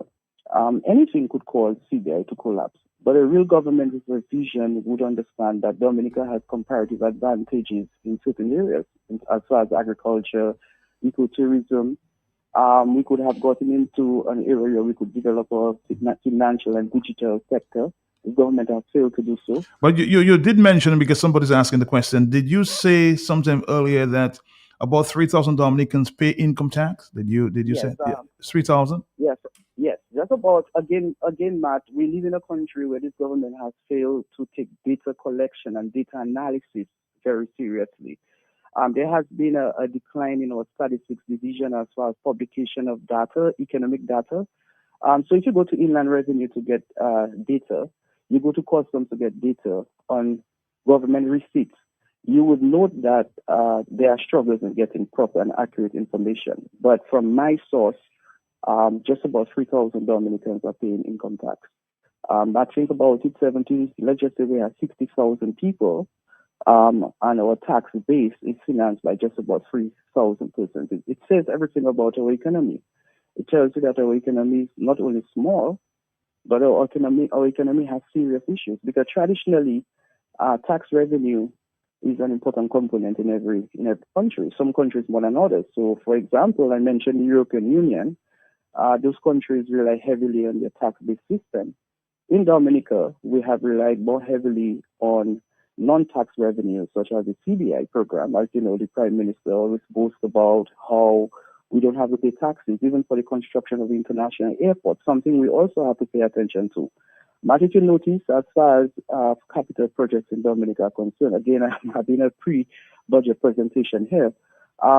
We have to pay attention with the construction of the international airport. Now, there are allegations that the revenues which are being used to construct the international airport, as you know, MNC has a contract, are not revenues which are being generated now. Those are revenues which were in storage. Those are revenues which were kept out of our parliamentary oversight and saved in foreign accounts.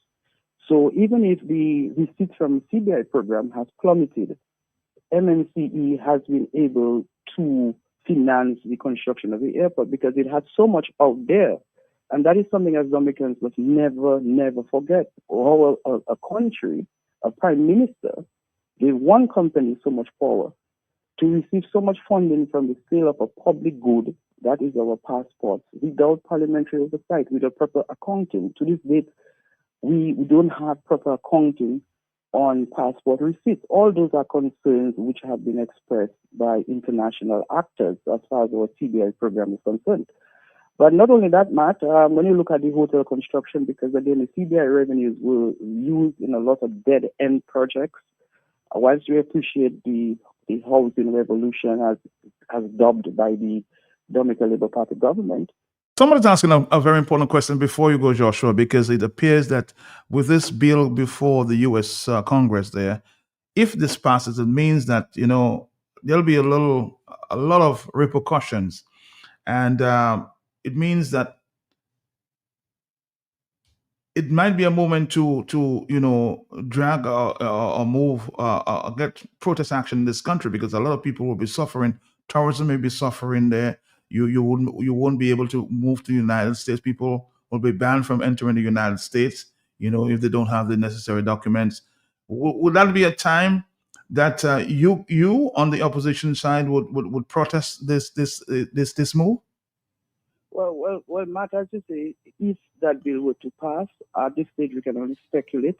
Mm-hmm. What I can say about this whole measure is that such a measure is consistent with what is happening internationally. Mm-hmm. You're seeing that those foreign major powers are now taking more protective measures as far as their sovereignty, their economy, and others are concerned. Those protective measures are being taken in Europe as well. Those countries are protecting themselves from what they consider to eliminate any architecture that could create a threat to their economy and their life, Of course, Matt, should a bill of that nature were to pass in the White House or in the legislative arm of the United States, there would be even further ramifications for Dominica. A lot of pressure will be, of course, coming down on Dominica. So would you think that there should be protest action to protest, to of course, make the message go straight to the Skerrit administration and say, it's time to step down. People should protest on public. There should be public protests? Well, but we don't have to wait to protest against the government. I think generally Dominicans are very passive and very tolerant. There should have been protest actions already for the government to step down. This is a government that has had 26 years to administer the affairs of our nation, and it has failed in many categories. The legacy of this government will be one that is remembered for more self-enrichment and winning political elections as opposed to creating an economy that is sustainable, because what we have right now is a shell of an economy. Yeah, we understand that, but Joshua, and Dominicans have been very, very quiet and taking. When will the pressure pipe burst? When? Well, first of all, Matt, we have a referendum in the Rosenhof constituency. I believe it's an opportunity for Rosenhof to help Dominica to send a very strong message that we are anti-Labour government. That is why every Rosenhof constituent must ensure that he or she contributes towards a message to the Labour Party that we cannot and ought not to continue with this type of governance. This governance has all kind of maladies. Of course, this morning I have just focused on one area of our weak economy, but there are a plethora of issues with this government. And the opportunity to protest will be at the polls first and foremost as far as the by-election is concerned, should the Prime Minister decide to just have a by-election and not a general election. And that's the first opportunity for Dominicans, particularly the Erosion people, to send a very strong message against the Dominican Labour Party government. I don't know if you heard, but the Prime Minister said this morning that his candidate compared to that of the United Workers' Party is chalk and cheese. Your take? Well, Matt, the Prime Minister has a democratic right to say what he wants within the political space once it's not defamatory or injurious to the public. And so he's doing his politics. Of course, he is trying to persuade the people of Rosenhof that his candidate is the better candidate, and that is expected. Those of us in the opposition will say that our candidate is the superior candidate. Ultimately, we have to ensure that the Dominican Labour Party gets a very nasty beating at the by-election, if it is a by-election. And I think that will augur well. You said if, so you're not too sure whether it's just a by-election, maybe a general elections may be called? Well, Matt, again, if you pay attention, I did listen to this gentleman, Peter Wickham, who is a pollster and very intimate with the Dominican Labour Party government. At an interview which he had with a Grenadian journalist, he said that he was in conversation with the Prime Minister of Dominica and that the Prime Minister would have preferred to call a general election had it not been the confirmation process. And then he made other statements which would suggest that the preferred decision by the Prime Minister would be a general election. Well, that I extrapolated from statements which were made by Peter Wickham, having said that he spoke with our Prime Minister about his pending by-election. And even then, Matt, even if the Prime Minister had originally decided to have a by-election, he has not given any official statement on what type of election he's going to conduct within the next few weeks. It could be a general, it could be a by. I believe that the Prime Minister generally will be fearful of having a general election, given that should he have a general election, more than likely we would revert to the existing list, that's the old voters list, and Dominicans will raise arms. So I don't think he may want to take that chance. He may want to get away from by-election, which itself is questionable as far as what voters list we should use, whether we should use the existing voters list or the new published voters list. From my understanding, the Electoral Commission has sought a legal opinion from the AG's office in respect to the interpretation of the new election laws, and that we will, well, from what I understand, the decision has been taken that during the confirmation process, any election should be subject to the use of the old list or the existing voters list and the new voters list, which I personally have a problem with. But at the end of the day, to challenge any legal matter has to go to a court of law. And at this stage, our focus should be getting most Dominicans to understand that we need to change the government, starting the rules enough. Joshua Francis, again, thank you. Thank you very much. His analysis of some issues on the ground there.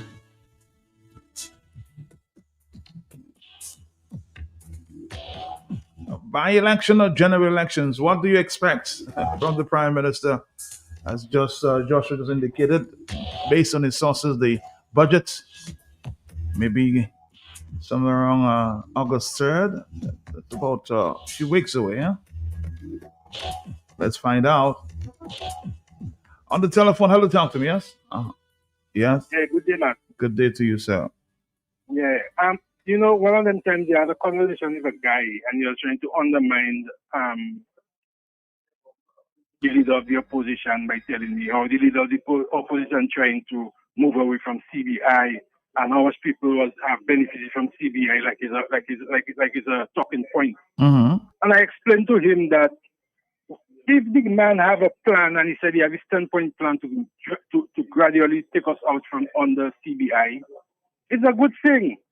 Because if he has to take us out from CBI, that means we have to be producing and working, and that means it's employment for the people. Nothing lasts forever. And the government try using the cash, the cash cow, or how they calling it, to use the CBI and thinking the CBI living for. I try and explain that CBI is like drugs to a person. You make money And if you just use it and you don't invest in it to create any Mhm. economical sustainability, Right. it will not last forever. You understand? So Thompson Fountain having a plan to gradually take us out under the CBI is exactly the foresight of a government and a leader that we need in this economic challenging time. You understand? Mhm. And that is the point that we need to be pushing, because the government was saying, if it's not CBI, then what?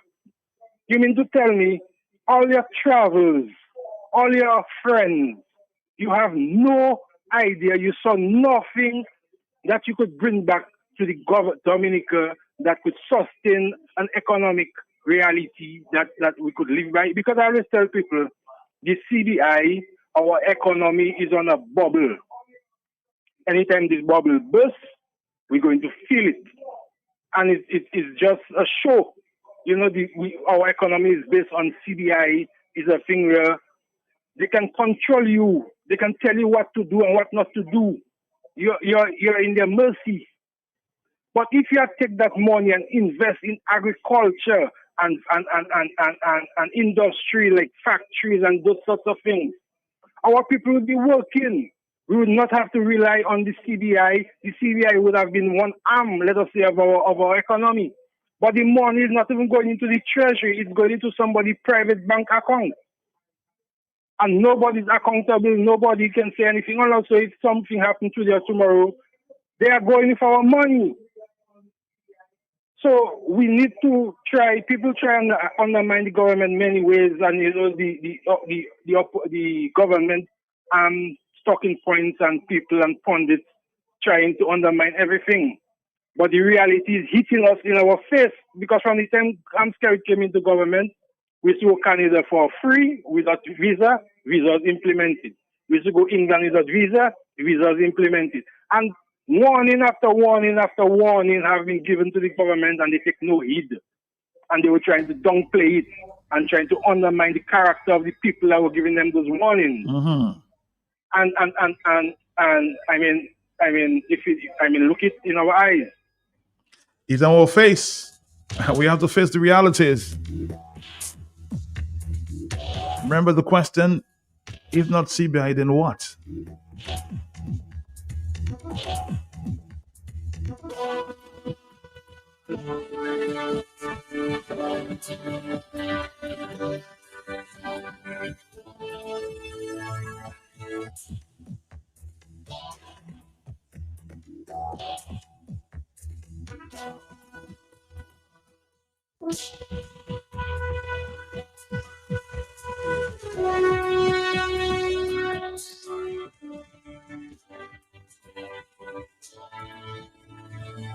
$10.34. Humpty Dumpty sat on a wall. Humpty Dumpty had a great fall. And all the king's horsemen and all the people could not put Humpty Dumpty together again. That's all I'll say about Humpty Dumpty. A Humpty Dumpty.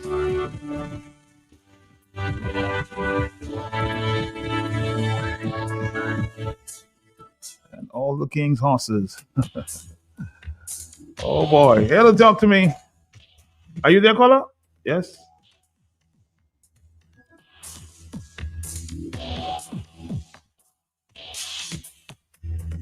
You want to hear it again, Humpty Dumpty?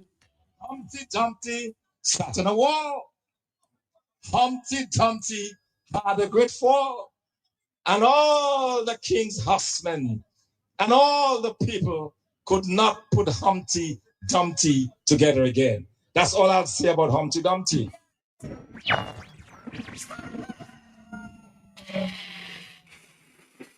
Tune in every morning for The Hot Seat on Q95. The latest happening events, breaking stories, and behind-the-scenes in-depth investigative reports. Stay on for more fair and balanced talk on The Hot Seat on Q95. The big station.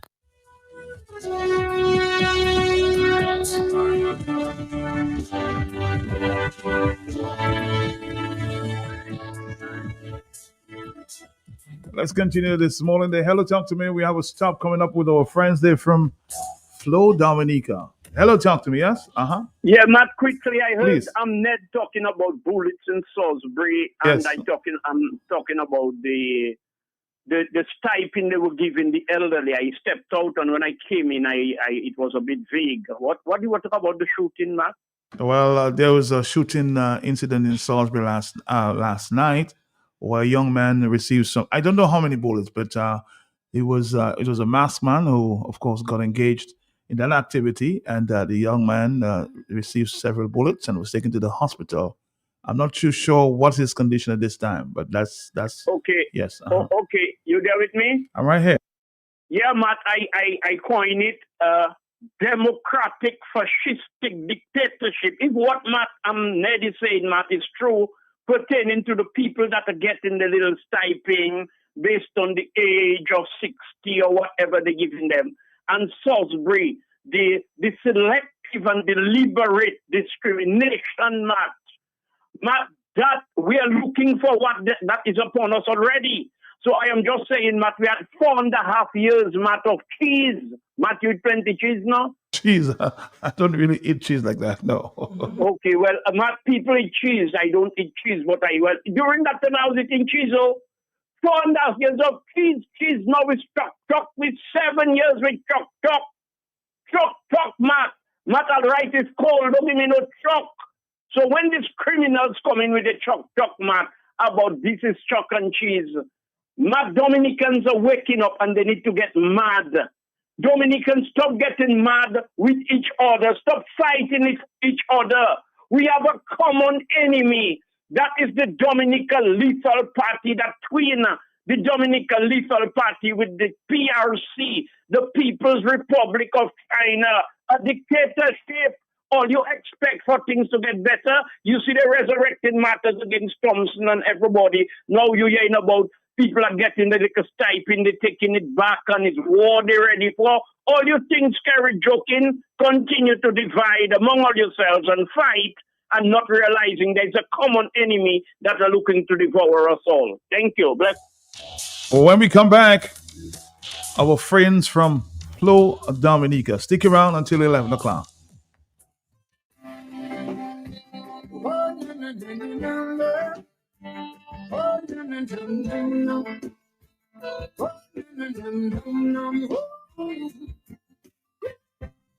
This is our 20th Global View on Q show for 2026, and we continue to engage with our local, regional, and global Q family listeners and friends of Dominica. I'm Sheridan Gregoire, Mr. G. With me is my co-host, Justice Dr. Irving Andre, Attorney Mark Douglas, and former Dominica UN Ambassador Crispin Gregoire. We will discuss the topic, what does reparations mean for Dominica? Here are some talking points or questions, if you like. What is the case for reparations for Dominica? Would we be compensated by the US and the EU for a corrupt CBI program, as OECS head suggested at the recent meeting in Dominica, especially in light of US Representative Nancy Mace's bill placed before the US Congress, which is slamming the door on countries like Dominica, which she claims are endangering American communities? What does this all mean? Are we owed reparations? Who owes us, and how should this be measured? Who is to pay? Who should receive that payment? What should be done with it? And our current leaders be trusted with that money, considering how they treat our elderly or students in need, and how our government uses donated assistance for Dominicans who are in need? Will it be used for the benefit of those who need it most? How should reparations be administered if we receive it? Should we be paying Britain for its colonization, as British parliamentarian Suella Braverman recently suggested? Should the descendants of slaves receive compensation from those who enslaved their ancestors? Why should they receive payment for those wrongs? Are there any precedents for such payments? And does intergenerational trauma and economic legacies of slavery justify reparations? We look forward to the contributions of Justice Dr. Irving Andre, Attorney Mark Douglas, and former Dominica UN Ambassador Crispin Gregoire on this topic. What does reparations mean for Dominica? So tune in Tuesday night for more on the Global View on Q, only on Q95, the big station, because you know it's true if you hear it on Q.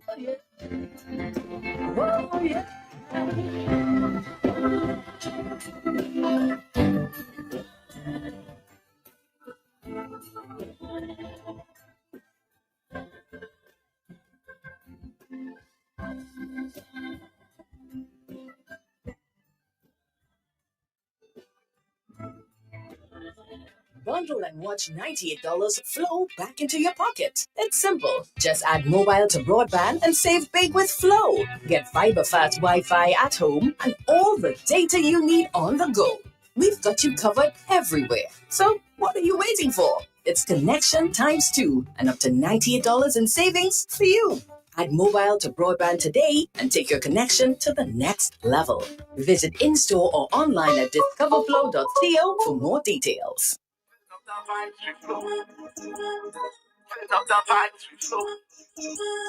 Turn up the vibes, we flow, we flow. Turn up the vibes, we flow, we flow. Turn up the vibes, we flow. Turn up the vibes, we flow. Turn up the vibes, we flow.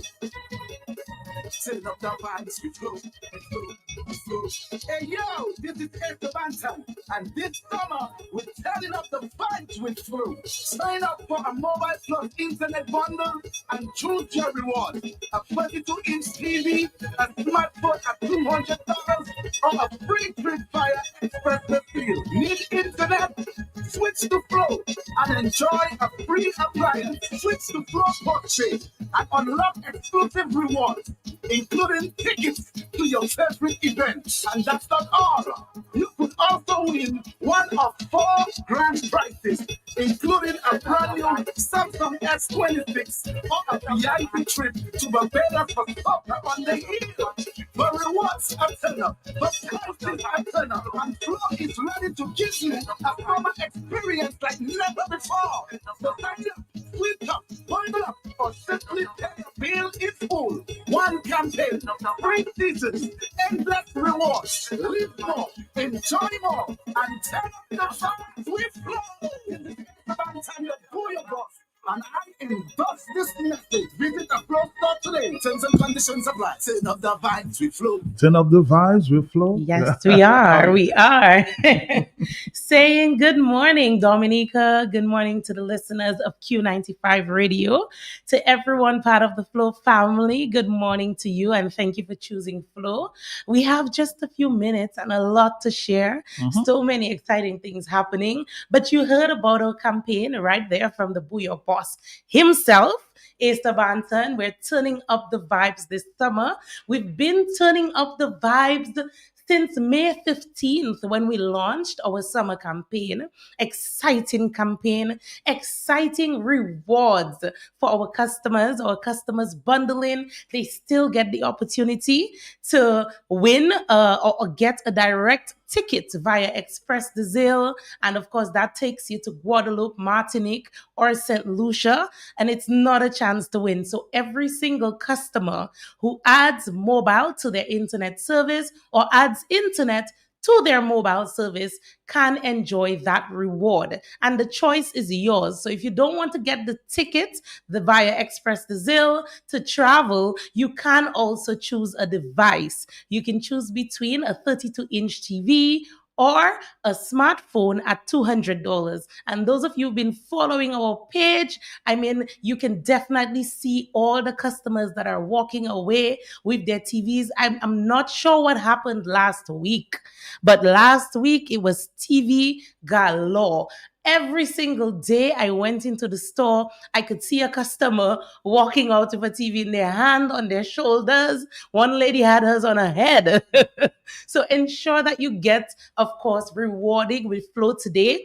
The best rewards. We've been, of course, turning up the vibes from May 15th. We're getting to the end of summer 2026 and the rewards still continue. So ensure that you sign up with Flow today. Whatever you do, there's something in it for you. Our customers signing up for broadband and postpaid, you still get the opportunity to walk away with an appliance or a ticket to your favorite events.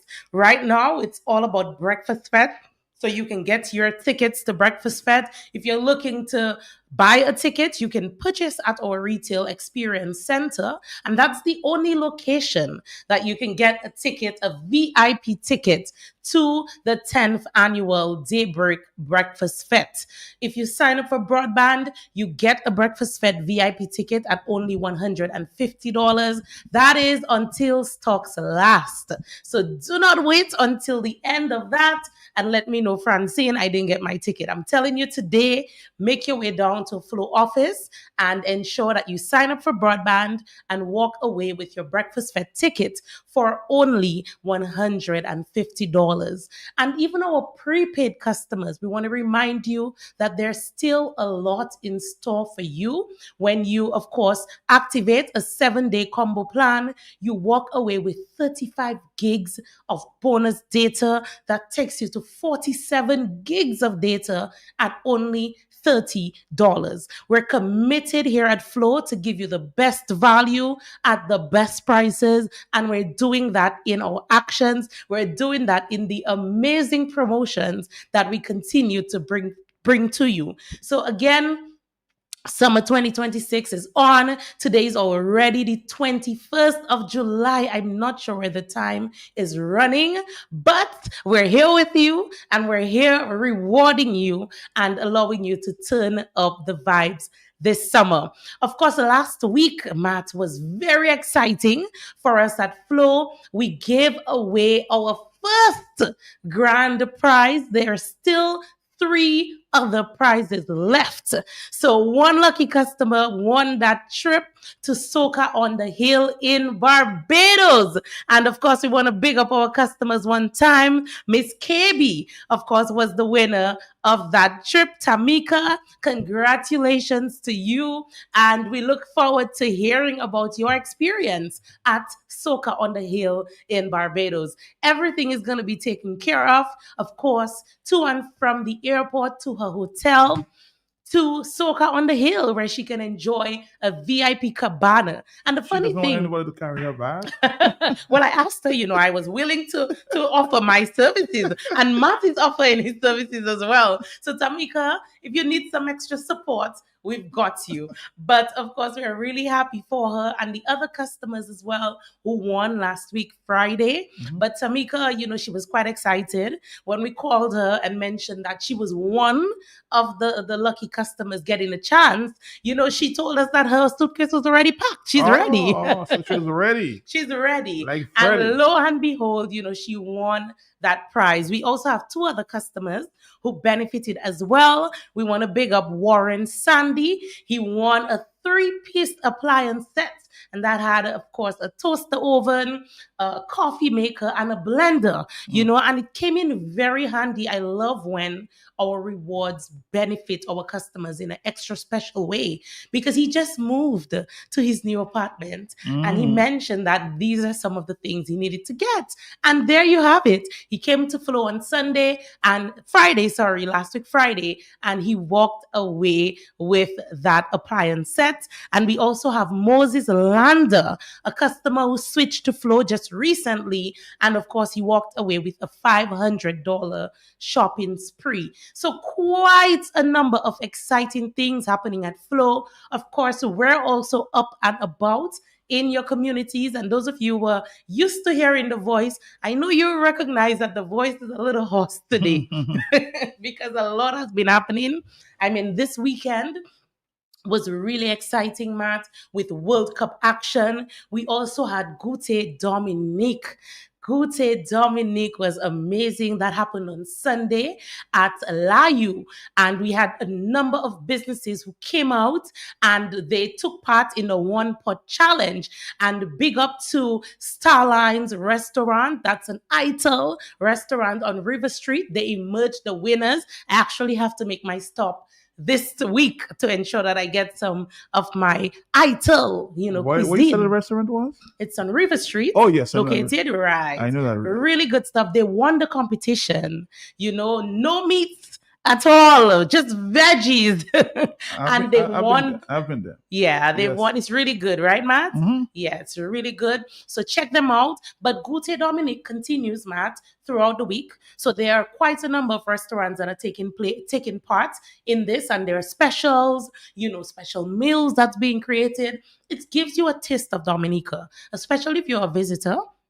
So if you're a visitor and you're here and you're hearing my voice, you need to go on to Discover Dominica's or Dominica Festivals page, and you can look at the restaurants that are participating in Goûter Dominique. But we started off with a bang. On Sunday, we had so many businesses. I saw Domlec in the house. I saw Republic Bank. So many businesses had their teams and they made their one pot.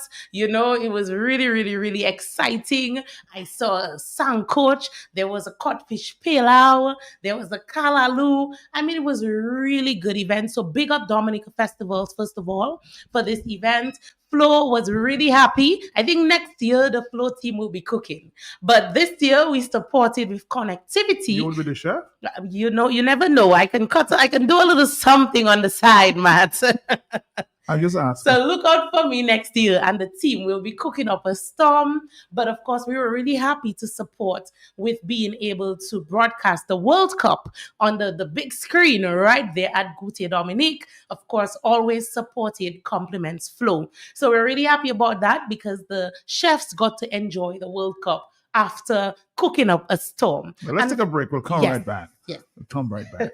Bundle and watch $98 flow back into your pocket. It's simple. Just add mobile to broadband and save big with Flow. Get fiber fast Wi-Fi at home and all the data you need on the go. We've got you covered everywhere. So what are you waiting for? It's connection times 2 and up to $98 in savings for you. Add mobile to broadband today and take your connection to the next level. Visit in-store or online at discoverflow.co for more details. Back to you, Francine. Yes, Matt. So we're back. So many exciting things to share. I can hear the phones ringing as well, but we really want to ensure that we keep you up to date on everything that is happening flow-wise. So, of course, we spoke about Goûter Dominique. We closed there, but we still have quite a number of exciting events that are coming up.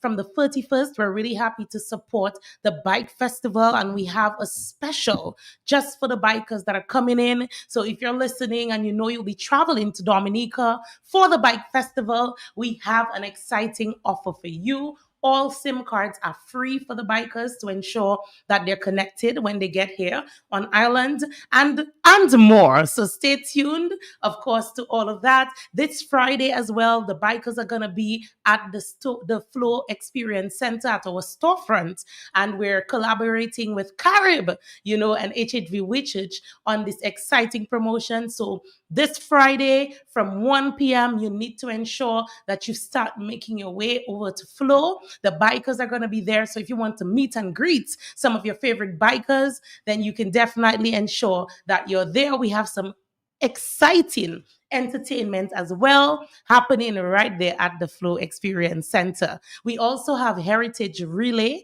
that is coming up on the 1st, and that's in Dailies. So you can't miss out on that.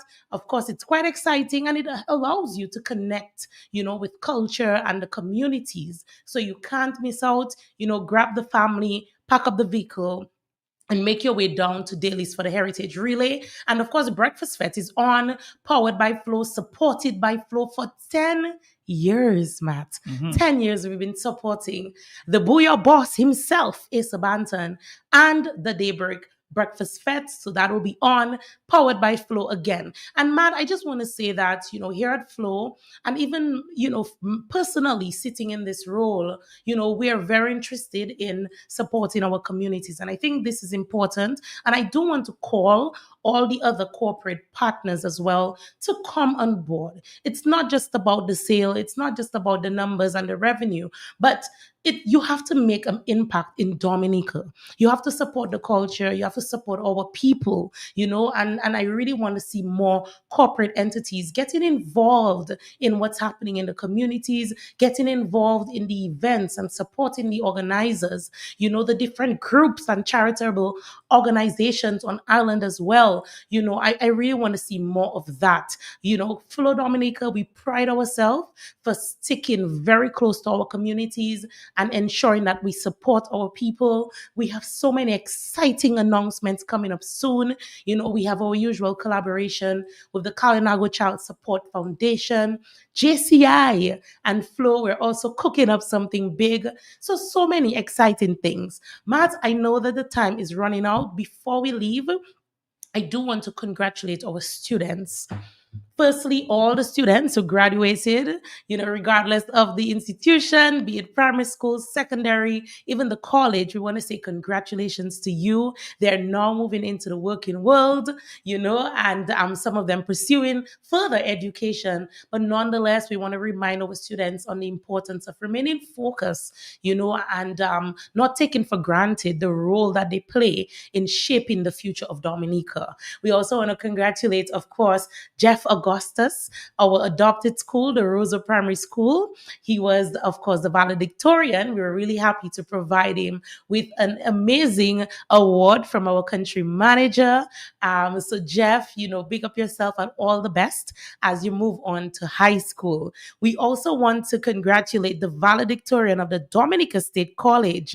And of course, that we were happy to present that award to Aisha Charles, for her outstanding achievement, ending with a GPA of 3.95. We have to celebrate our students. That's great work. So kudos to her. We also awarded Matt our Fedina Frampton Award, inaugural award. This year was the first year. I'm quite passionate about this one. And it provides an award as well as a paid internship to a student who's pursuing studies in marketing or communications. And the recipient of that award was Alejandra Garcia.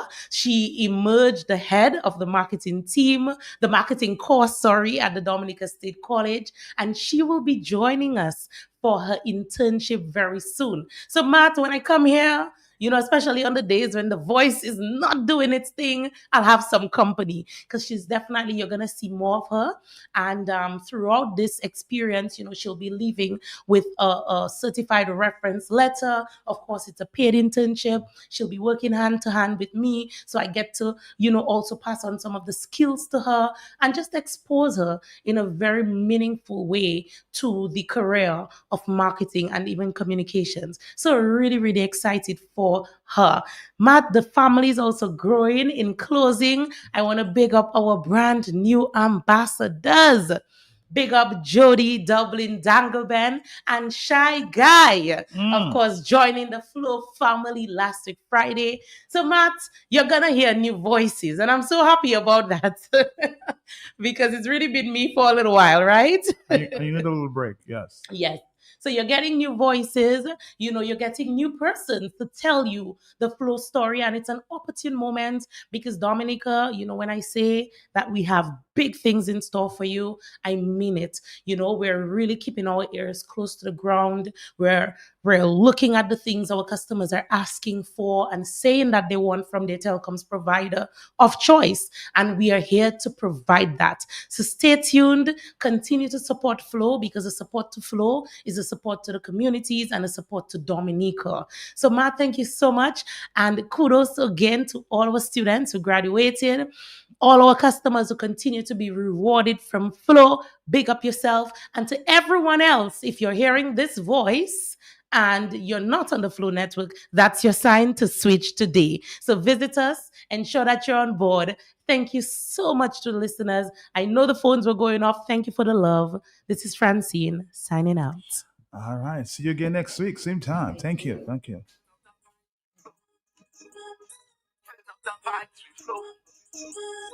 Turn up the vibes, we flow, we flow. Turn up the vibes, we flow, we flow. Turn up the vibes, we flow. Turn up the vibes, we flow. Turn up the vibes, we flow. Turn up the vibes, we flow, we flow, we flow. Hey yo, this is Eric Bantam, and this summer we're turning up the vibes with Flow. Sign up for a mobile plus internet bundle and choose your reward: a 32-inch TV, a smartphone at $200, or a free Fire Express bill, need internet? Switch to Flow and enjoy a free appliance. Switch to Flow Portrait